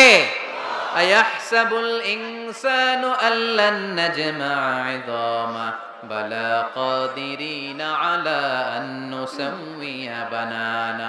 মানুষ কি মনে করেছে নাকি মানুষ মরে যাবে, হাড়গোড় পচে যাবে, তারে আমি উঠাতে পারবো না? আর তোরে তো আমি উঠাবোই, তোর ফিঙ্গারপ্রিন্ট সহকারে উঠাইয়া দেব। এখন সব জায়গায় এটা লাগে। সিম যারা কিনতে যান, সিম গ্রামীণের সিম কিনতে গেলে লাগে না? এটাকে বলে বায়োমেট্রিক অথেন্টিকেশন। সিম কিনতে লাগে, ইমিগ্রেশন পাস করবেন ফিঙ্গারপ্রিন্ট লাগে, এম্বাসিতে লাগে, ব্যক্তি শনাক্তকরণের জন্য। কিরে ভাই, তোমাদেরকে কোরআনের জন্য ভালোবাসি, একটু দাঁড়াও, কয়েক মিনিটের মধ্যে আমি শেষ করে দিচ্ছি। তাহলে ফিঙ্গারপ্রিন্টের ব্যাপারে সায়েন্স যা বলেছে আর কোরআন যা বলেছে কোনো অমিল আছে নাই। এরপর আল্লাহ যে উঠাবেন, মিনহা খালাকনাকুম ওয়া ফিহা নুঈদুকুম ওয়া মিনহা নুখরিজুকুম তারাতান উখরা।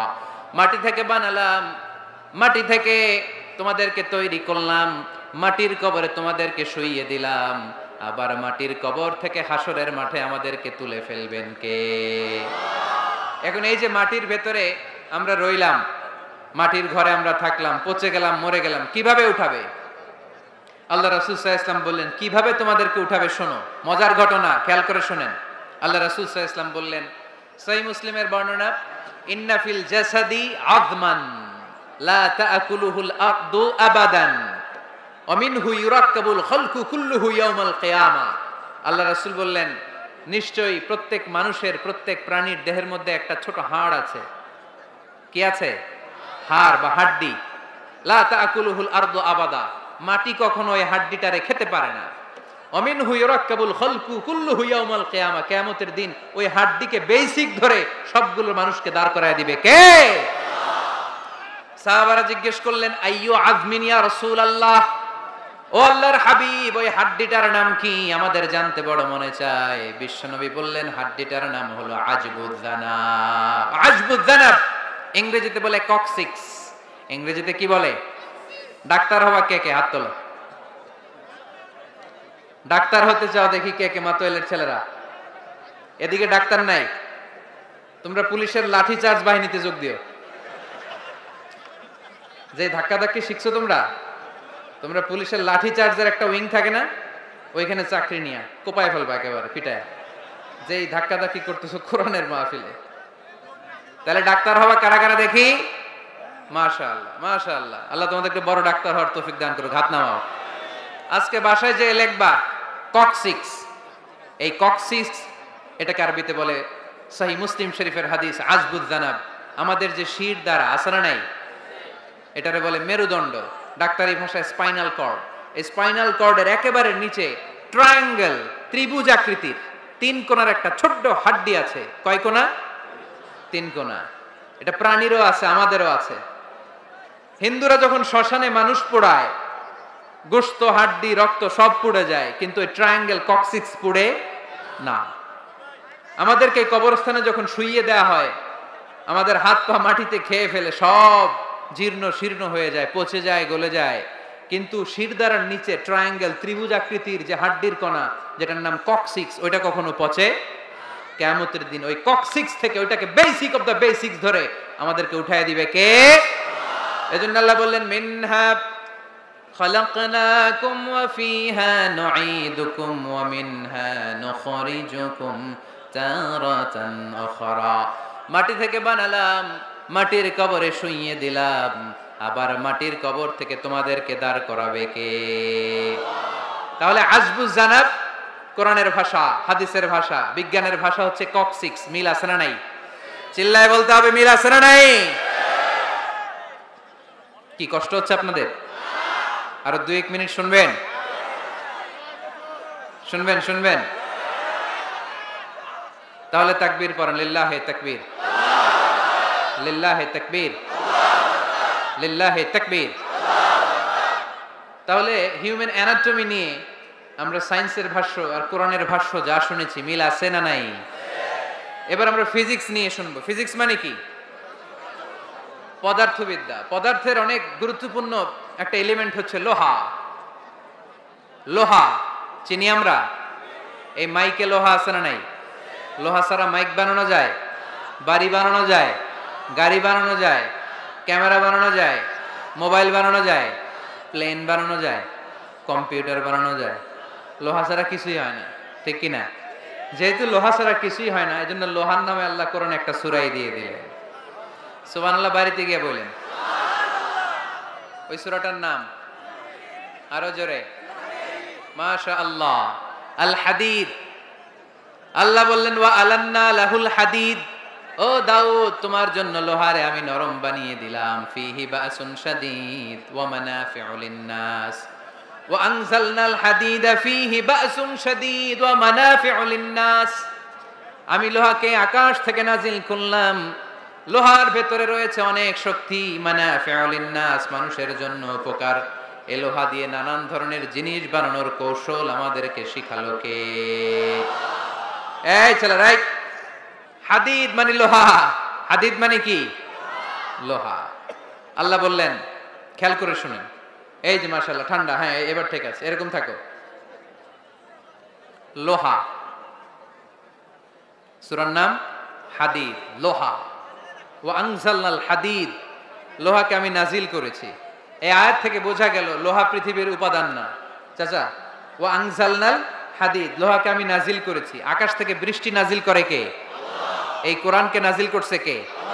নাজিল কি উপরের থেকে হয় না নিচ থেকে?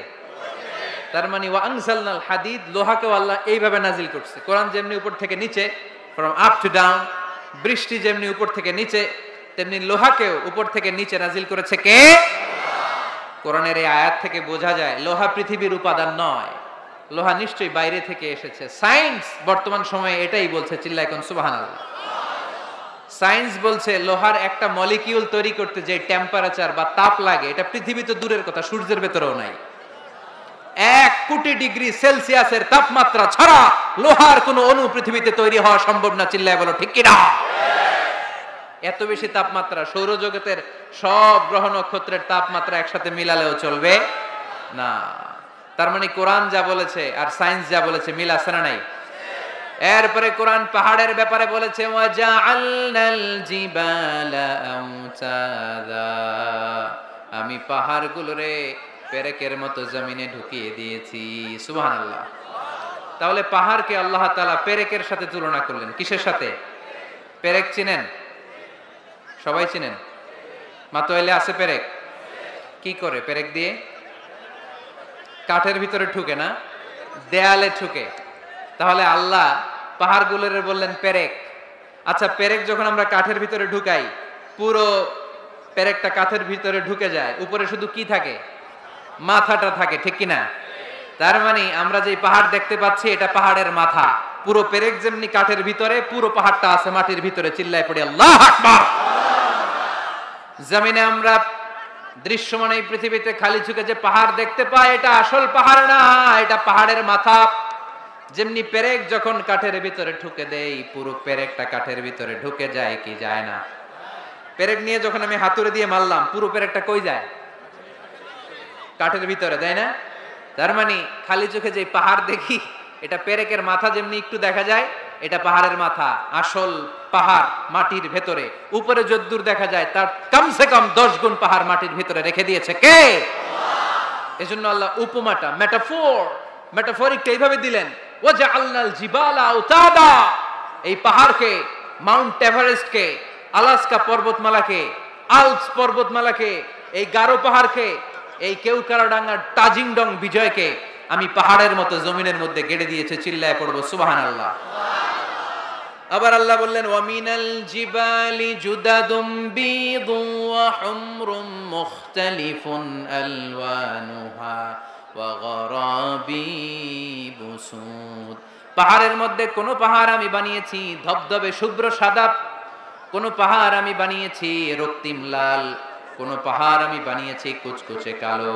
3 কালারের পাহাড়। কয় কালারের? মৌলিকভাবে ধবধবে শুভ্র সাদা পাহাড়, অথবা রক্তিম লাল পাহাড়, অথবা কুচকুচে কালো পাহাড়। আপনি পৃথিবীর পাহাড়গুলো নিয়ে যদি গবেষণা করেন, বিভিন্ন রঙের পাহাড় আপনি দেখবেন। আমি তো পৃথিবীর অনেক জায়গায় পাহাড় দেখেছি। মিশরে আমি তুর পাহাড়ের চূড়ায় উঠেছি। ওখানে যেখানে মুসা আলাইহিস সালামের কাছে আল্লাহ নূরের তাজাল্লি দিয়ে ফোকাস করেছেন, পাহাড়টার নাম তুর পাহাড়। 2 বার আমি উঠেছি এটার চূড়ায়। উঠতে আমার অনেক কষ্ট হয়েছে।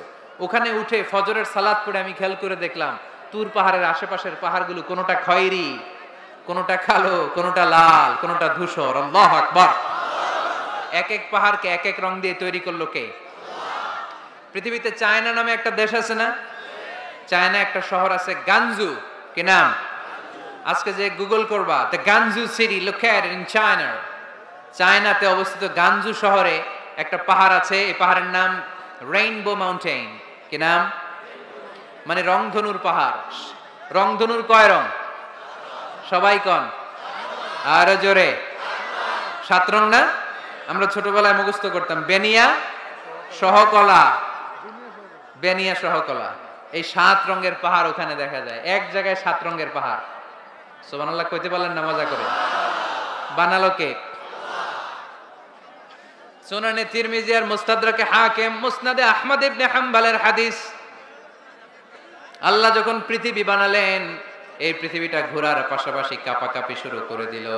এই পৃথিবীর কাঁপাকাঁপি বন্ধ করার জন্য রব্বুল আলামিন পৃথিবীর মধ্যে পাহাড় গেড়ে দিলেন। 7টা tectonic plate, 7 tectonic plates creates the mountain range on earth. 7টা টেকটনিক প্লেট আল্লাহ দিলেন। পৃথিবী সৃষ্টি করার পরে পৃথিবী কাঁপে, আল্লাহ পাথর দিয়ে পেরেক মারলেন, পৃথিবী আর কাঁপে না। সুবহানাল্লাহ কোন? ফেরেশতারা দেখে তো অবাক। ফেরেশতারা বলে, আল্লাহ পাহাড়ের এত শক্তি, পাহাড় গেড়ে দিলেন পৃথিবীতে, আর পৃথিবী কাঁপে না। হাল মিন খালকিকা আশাদ্দু মিনাল জিবাল, আল্লাহ আপনার সৃষ্টির মধ্যে পাহাড়ের চেয়ে শক্তিশালী কি কিছু আছে? আল্লাহ বললেন, নাআম, আছে। আল হাদিদ, লোহা। লোহা পাহাড়ের চেয়ে শক্তিশালী, কারণ লোহা পাহাড়ে মারলে পাহাড় ভেঙে যায়, ঠিক কিনা? ফেরেশতারা আরো অবাক, লোহা এত শক্তিশালী? হাল মিন খালকিকা আশাদ্দু মিনাল হাদিদ, আল্লাহ তাহলে লোহার চেয়ে শক্তিশালী মনে হয় কিছু নাই, আছে? আল্লাহ বললেন, নাআম, আছে। আন্নার, আগুন, কারণ আগুনের মধ্যে লোহা ফেলে দিলে লোহা গলে যায়, ঠিক কিনা? ফেরেশতারা তো আরো অবাক। ফেরেশতারা বলে, তাই নাকি? আগুন এত শক্তিশালী, তো হাল মিন খালকিকা আশাদ্দু মিনান নার, আল্লাহ আপনার সৃষ্টিতে আগুনের চেয়ে শক্তিশালী কিছু আছে? আল্লাহ বলে, আছে। আলমা, পানি, কারণ আগুনের মধ্যে পানি ঢাললে আগুন পাওয়া যায়। ফেরেশতারা তো এবার আরো অবাক, পানি এত শক্তিশালী, ওই পানি গট গট গট গট করে আমরা খাই, এত শক্তিশালী আল্লাহ। হাল মিন খালকিকা আশাদ্দু মিনাল মা, আপনার সৃষ্টিকুলের মধ্যে পানির চাইতেও শক্তিশালী কি কিছু আছে? আল্লাহ বলে, আছে। সেটা আবার কি? আল্লাহ বলে, আর রিহ, বাতাস। বাতাস যখন সাগরের পানির মধ্যে উচ্ছ্বাস মারে, তখন এটা জলোচ্ছ্বাস হয়ে যায়, ঠিক কিনা? বাতাসের ধাক্কায় পানি জলোচ্ছ্বাস হয়ে এক জায়গা থেকে আরেক জায়গায় যায়। আল্লাহ বললেন, পানির চাইতেও শক্তিশালী সৃষ্টি আমার আছে, ওইটার নাম বাতাস। ফেরেশতারা অবাক হয়ে আবার জিজ্ঞেস করে, আল্লাহ আপনার সৃষ্টিকুলের মধ্যে বাতাসের চাইতেও শক্তিশালী কিছু আছে কিনা বলেন। আল্লাহ বললেন, আছে। বাতাসের চাইতেও শক্তিশালী হলো আমার আশরাফুল মাখলুকাত, মানুষ। মানুষ শক্তিশালী। ওই মানুষ, যে মানুষ গোপনে দান করে।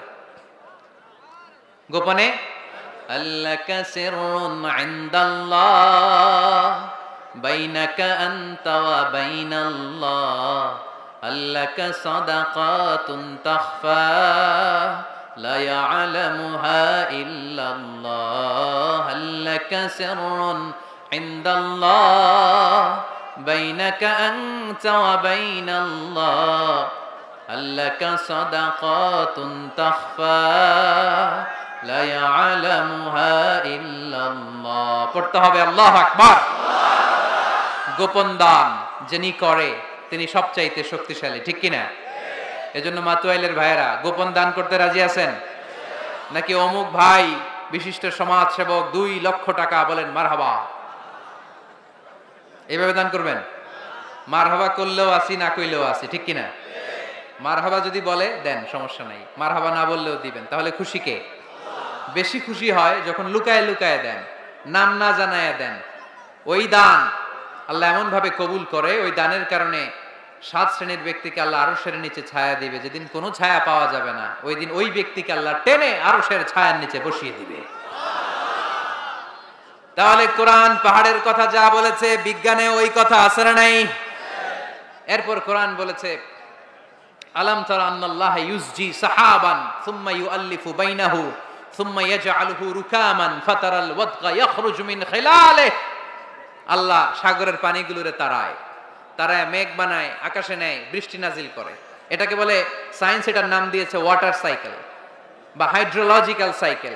এটাই আল্লাহ কোরআনে এইভাবে বলেছে, আলাম তারা আন্নাল্লাহা ইউসজি সাহাবা, তোমরা কি দেখো না সূর্যের তাপে বাষ্প হয়ে, গ্যাস হয়ে পানিগুলো উপরে ওঠে। যারা বিমান দিয়ে ফ্লাই করেন, তারা বিমানের জানলার পাশে সিট পেলে দেখেন নাই কিভাবে মেঘমালাগুলো বিমানের সাথে খেলা করে? এগুলো তৈরি করছে কে?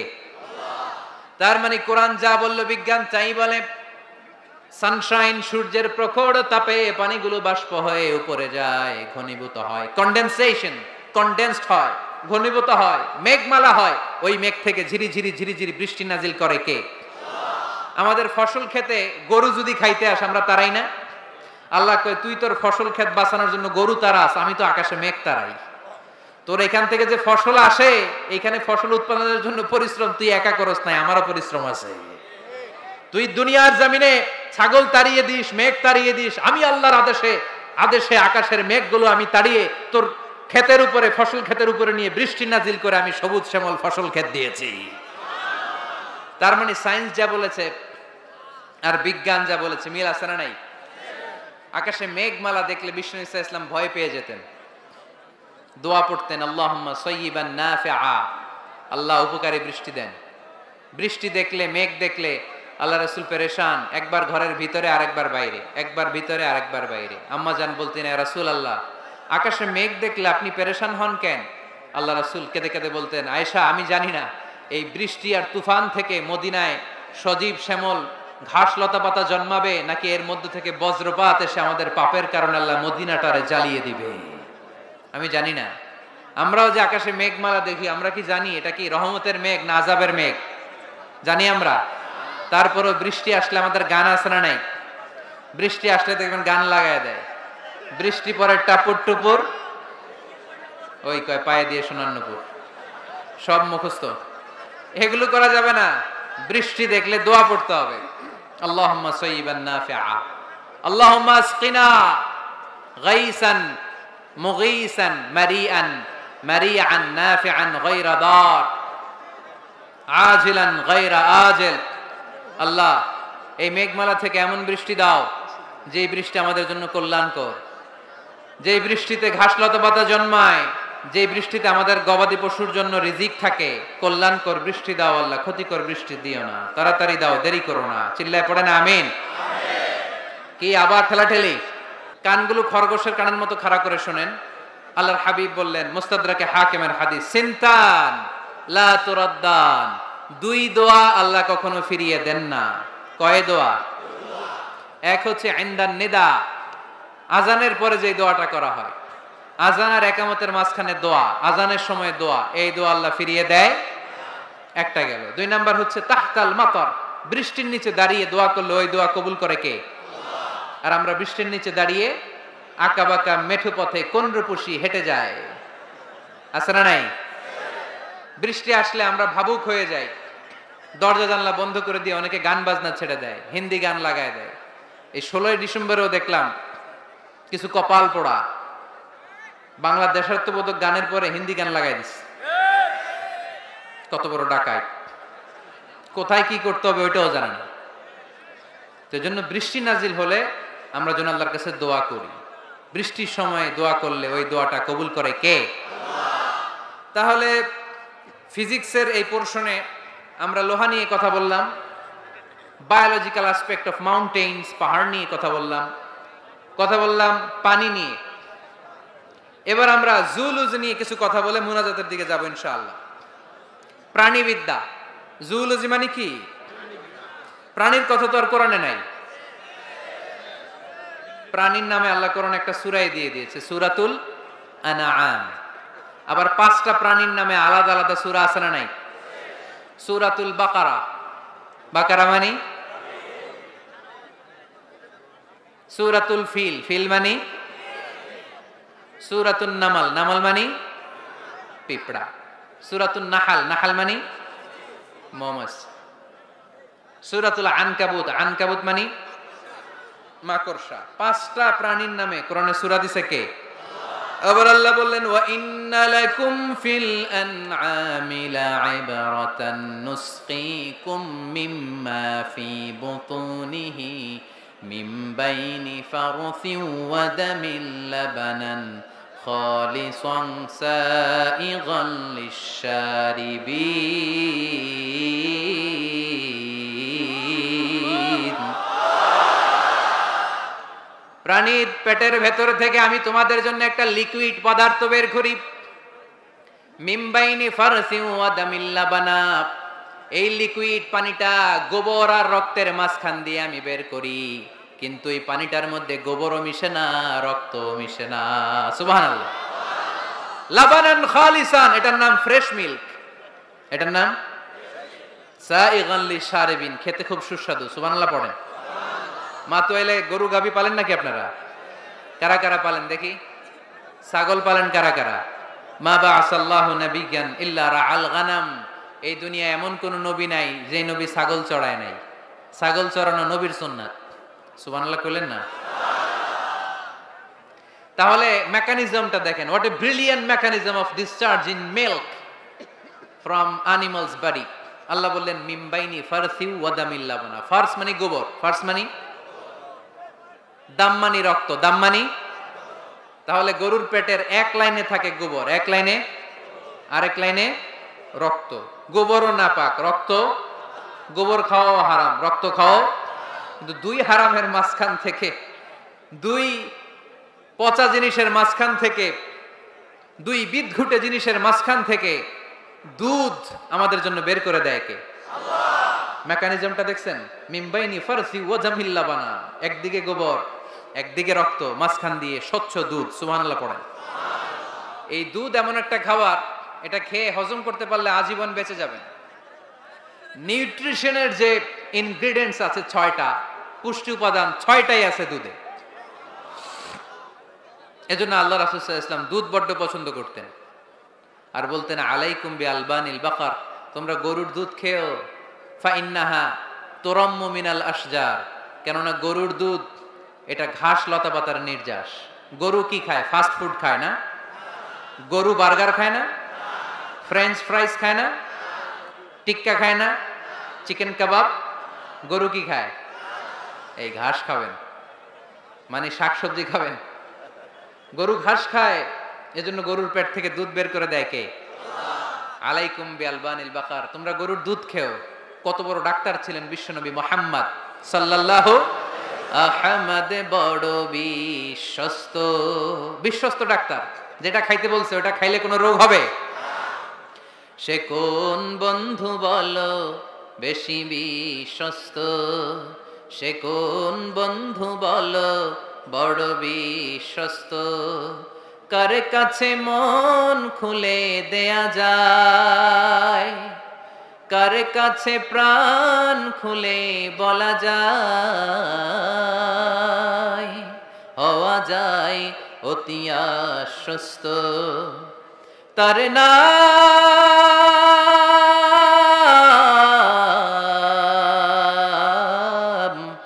আহমদ, বড় বিশ্বস্ত। সুবহানাল্লাহ পড়েন। এমন বিশ্বস্ত নবী, যেটা খাইতে বলছে ওইটা খাইলে ডাইরেক্ট অ্যাকশন। কালিজিরা খেতে বলতেন, মধু খেতে বলতেন, লাউ খেতেন। লাউ খেলে পেট যত ঠান্ডা থাকে, পৃথিবীর কোনো খাবার এত ঠান্ডা হয় না পেট, ঠিক কিনা? এজন্য বিশ্বনবী বলছেন আলাইকুম বি আলবানিল বাকার, গরুর দুধ খাবা, ফা ইন্নাহা তুরাম্মু মিনাল আশজার, কেননা ঘাস পাতা খেয়ে গরুর ভেতরে আল্লাহ ঘাস পাতার মাধ্যমে দুধ বানায়। আবার বিশ্বনবী বললেন মেরাজের রাতে জিব্রাইল 3টা মগ এনে আমার হাতে দিয়েছিল। এক মগের মধ্যে ছিল পানি, আরেক মগের মধ্যে ছিল মদ, আরেকটা মগের মধ্যে ছিল দুধ। 3টা দিয়ে আমার টেস্টিং শুরু করে দিছে, টেস্টিং করতেছে। বিশ্বনবী ধরেন তো কোনটা ধরবেন? বিশ্বনবী দুধেরটা ধরলেন। কোন? সুবহানাল্লাহ। সাইয়েদনা জিব্রাইল বললেন আখাস্তাল ফিতরা, নবী আপনি যেমন ধরছেন তেমন, আপনি যেমন, আপনার স্বভাব যেমন, নিয়েছেনও তেমন। এজন্য দুধ খাবেন, বাচ্চাদেরকে দুধ খাওয়াবেন। অনেক মায়েরা বাচ্চাদেরকে বুকের দুধ খাওয়াতে চায় না, ডানু খাওয়ায়, ল্যাকটোজেন খাওয়ায়, সিরালাক খাওয়ায় না। আমার মায়েরা, আমার সম্মানিত বোনেরা, বাচ্চাদেরকে দুধ খাওয়াবেন। ওয়াল ওয়ালিদাতু ইরদি'না আওলাদাহুন্না হাওলাইন, 2 বছর খাওয়াবেন, কামিলাইন, পরিপূর্ণ। লিমান আরাদা আন ইউতিম্মার রাদাআ, কারণ মায়ের বুকের দুধের প্রথম দিক থেকে যে দুধটা বের হয় এটাকে বলে শাল দুধ। ওয়া মিম্মা ইয়ারিশুন সুম্মা কুলি মিন কুল্লি সামারাতি ফাসলুকি সুবুলা রাব্বিকি যুলুলা ইয়াখরুজু মিন বুতুনিহা শারাবুম মুখতালিফুন আলওয়ানুহু ফীহি শিফাউন লিন্নাস ইন্না ফী যালিকা লাআয়াতান লিকাওমি ইয়াতাফাক্কারুন।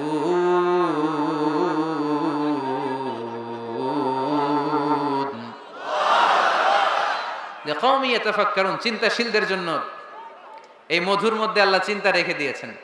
আওহা রাব্বুকা ইলান নাহাল, আল্লাহ মধুরে মেসেজ পাঠাইছে। আমরা মোবাইলে কি পাঠাই? এই মেসেজ আমার মোবাইলে আসে, আমার বন্ধু আমারে পাঠাইলে আরেক জায়গায় যায়, শুধু আমিই জানবো। মৌমাছির আল্লাহ যেটা পাঠাইছে এটা মৌমাছি বুঝতে পেরেছে। আনিত্তাখিদি, আল্লাহ অর্ডার করার সময় নারী মৌমাছিকে বলেছে, এটা মুয়ান্নাসের সিগা। আপনারা যারা আরবি জানেন, আলেম ওলামা ইকরাম যারা এসেছেন তারা জানেন ইত্তাখিদ এটা মুযাক্কার, পুরুষের জন্য। ইত্তাখিদি মুয়ান্নাস, নারীদের জন্য। আল্লাহ মৌমাছিকে যখন বলেছেন মৌচাকের বাসা বাঁধো, তখন আল্লাহ পুরুষ মৌমাছিরে বলে নাই, বলছে নারী মৌমাছিকে। কোন মৌমাছিকে?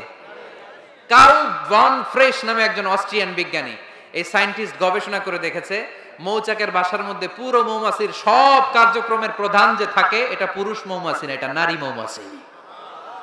সুবহানাল্লাহ, এত আসতে। অস্ট্রিয়ান এই সায়েন্টিস্ট একটা বই লিখেছে, দ্য ডান্সিং বিজ, কিভাবে ফাসলুকি সুবুলা রব্বিকি যুলুলা।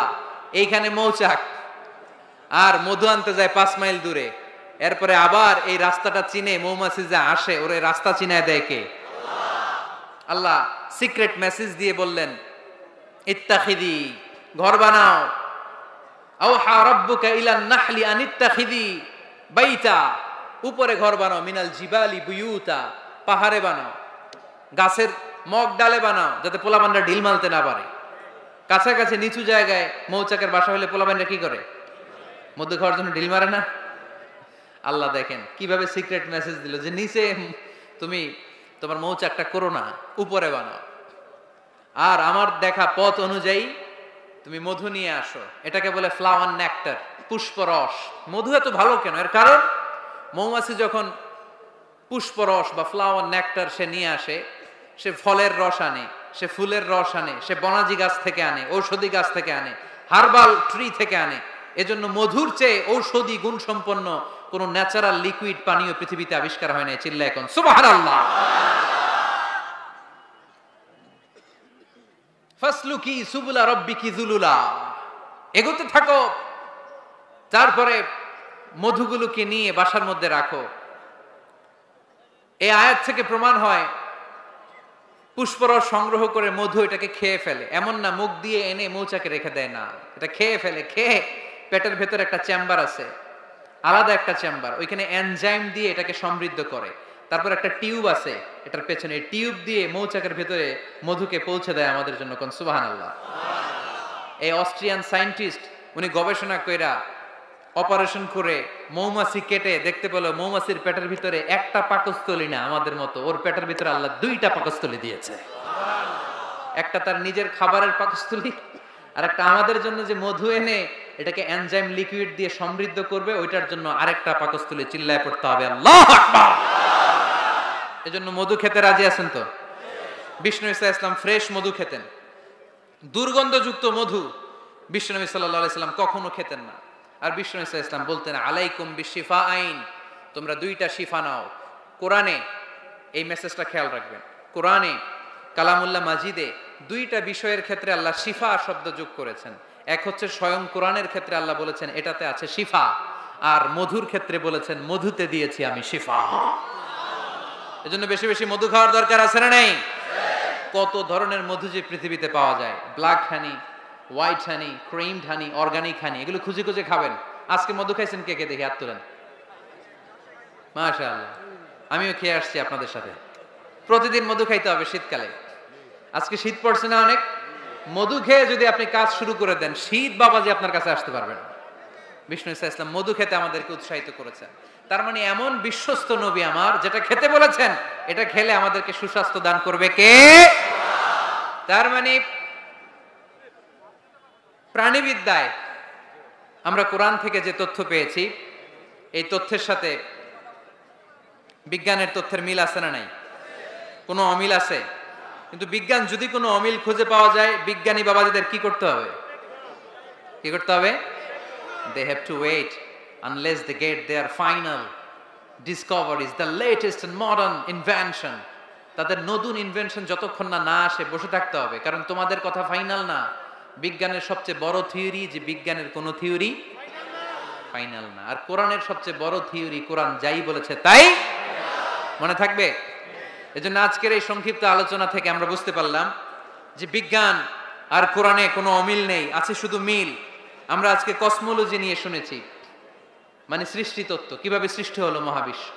এমব্রয়োলজি নিয়ে শুনেছি, কিভাবে আমরা তৈরি হয়েছি, ভ্রূণ তত্ত্ব। হিউম্যান অ্যানাটমি, আমার দেহের নাট বল্টু কোথায় কি আছে। শুনেছি ফিজিক্স নিয়ে, পদার্থবিদ্যা। শুনেছি জুওলজি নিয়ে, প্রাণীবিদ্যা। এই 5টা পয়েন্টে সংক্ষিপ্ত পরিসরে যা আপনাদেরকে শোনালাম, আরো অনেক আছে, scientific indications, natural phenomena and cosmic symbols. এই 5টাতে আজকে আমরা সায়েন্সের আলোকে প্রমাণ করে দেখাতে পেরেছি যে কোরআনে আর বিজ্ঞানে কোনো অমিল নেই, আছে শুধু সাদৃশ্য। চিল্লায় বলো ঠিক কি না? এজন্য কোনো কিছু যদি বিজ্ঞানী ভাইয়েরা অমিল পান, ওয়েট, বসেন, রিল্যাক্স, চা খান,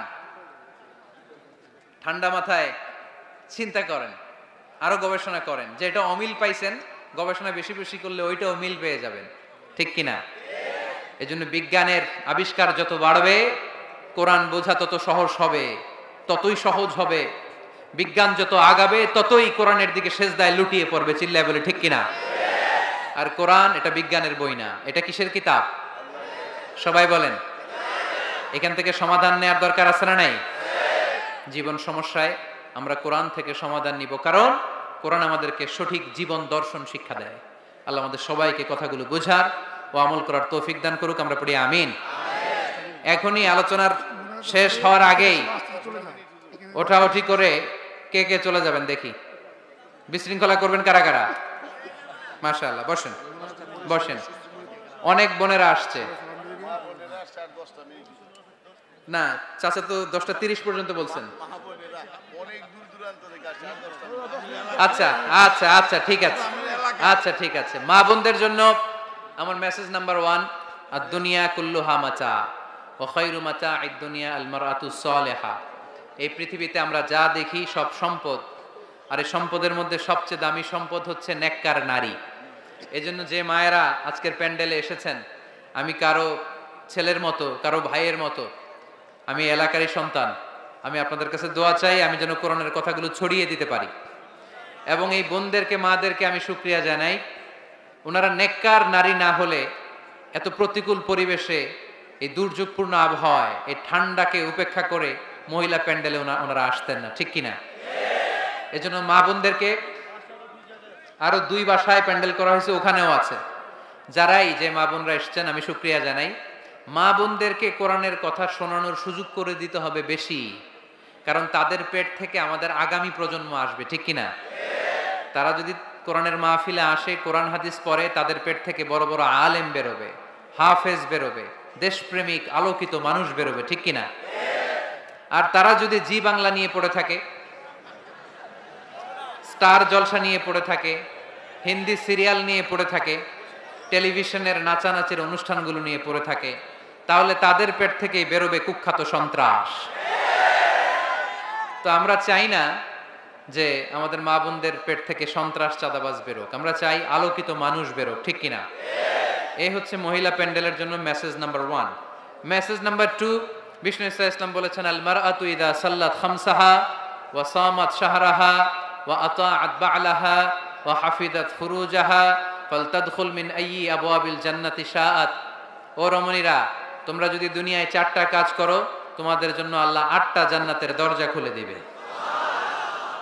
আমল নাম্বার 1, 5 ওয়াক্ত সালাত তারা আদায় করবে। আল মারআতু ইযা সাল্লাত খামসাহা। 2 নাম্বার, সামাত শাহরাহা, রোজা রাখবে। হাফিজাত ফুরুজাহা, লজ্জাস্থানের হেফাজত করবে। 3 নাম্বার। 4 নাম্বার, আতাআত বা'লাহা, স্বামীর আনুগত্য করবে। এই 4টা কাজ কোন বোন যদি করে, তার জন্য কিয়ামতের দিন বিচার শেষে 8টা জান্নাতের দরজা খুলে দিবে কে? আল্লাহ আমাদের প্রিয় মা বোনদেরকে সাইয়্যিদাতুনা খাদিজাতুল কুবরা রাদিয়াল্লাহু তাআলা আনহার মতো কবুল করে নেক। আমার যুবক ভাইদেরকে সাইয়েদানা ওমর ফারুকের মতো আল্লাহ কবুল করে নেক। আল্লাহ আমাদের সবাইকে কথাগুলো বুঝার ও আমল করার তৌফিক দান করুক। আমরা পড়ি আমিন।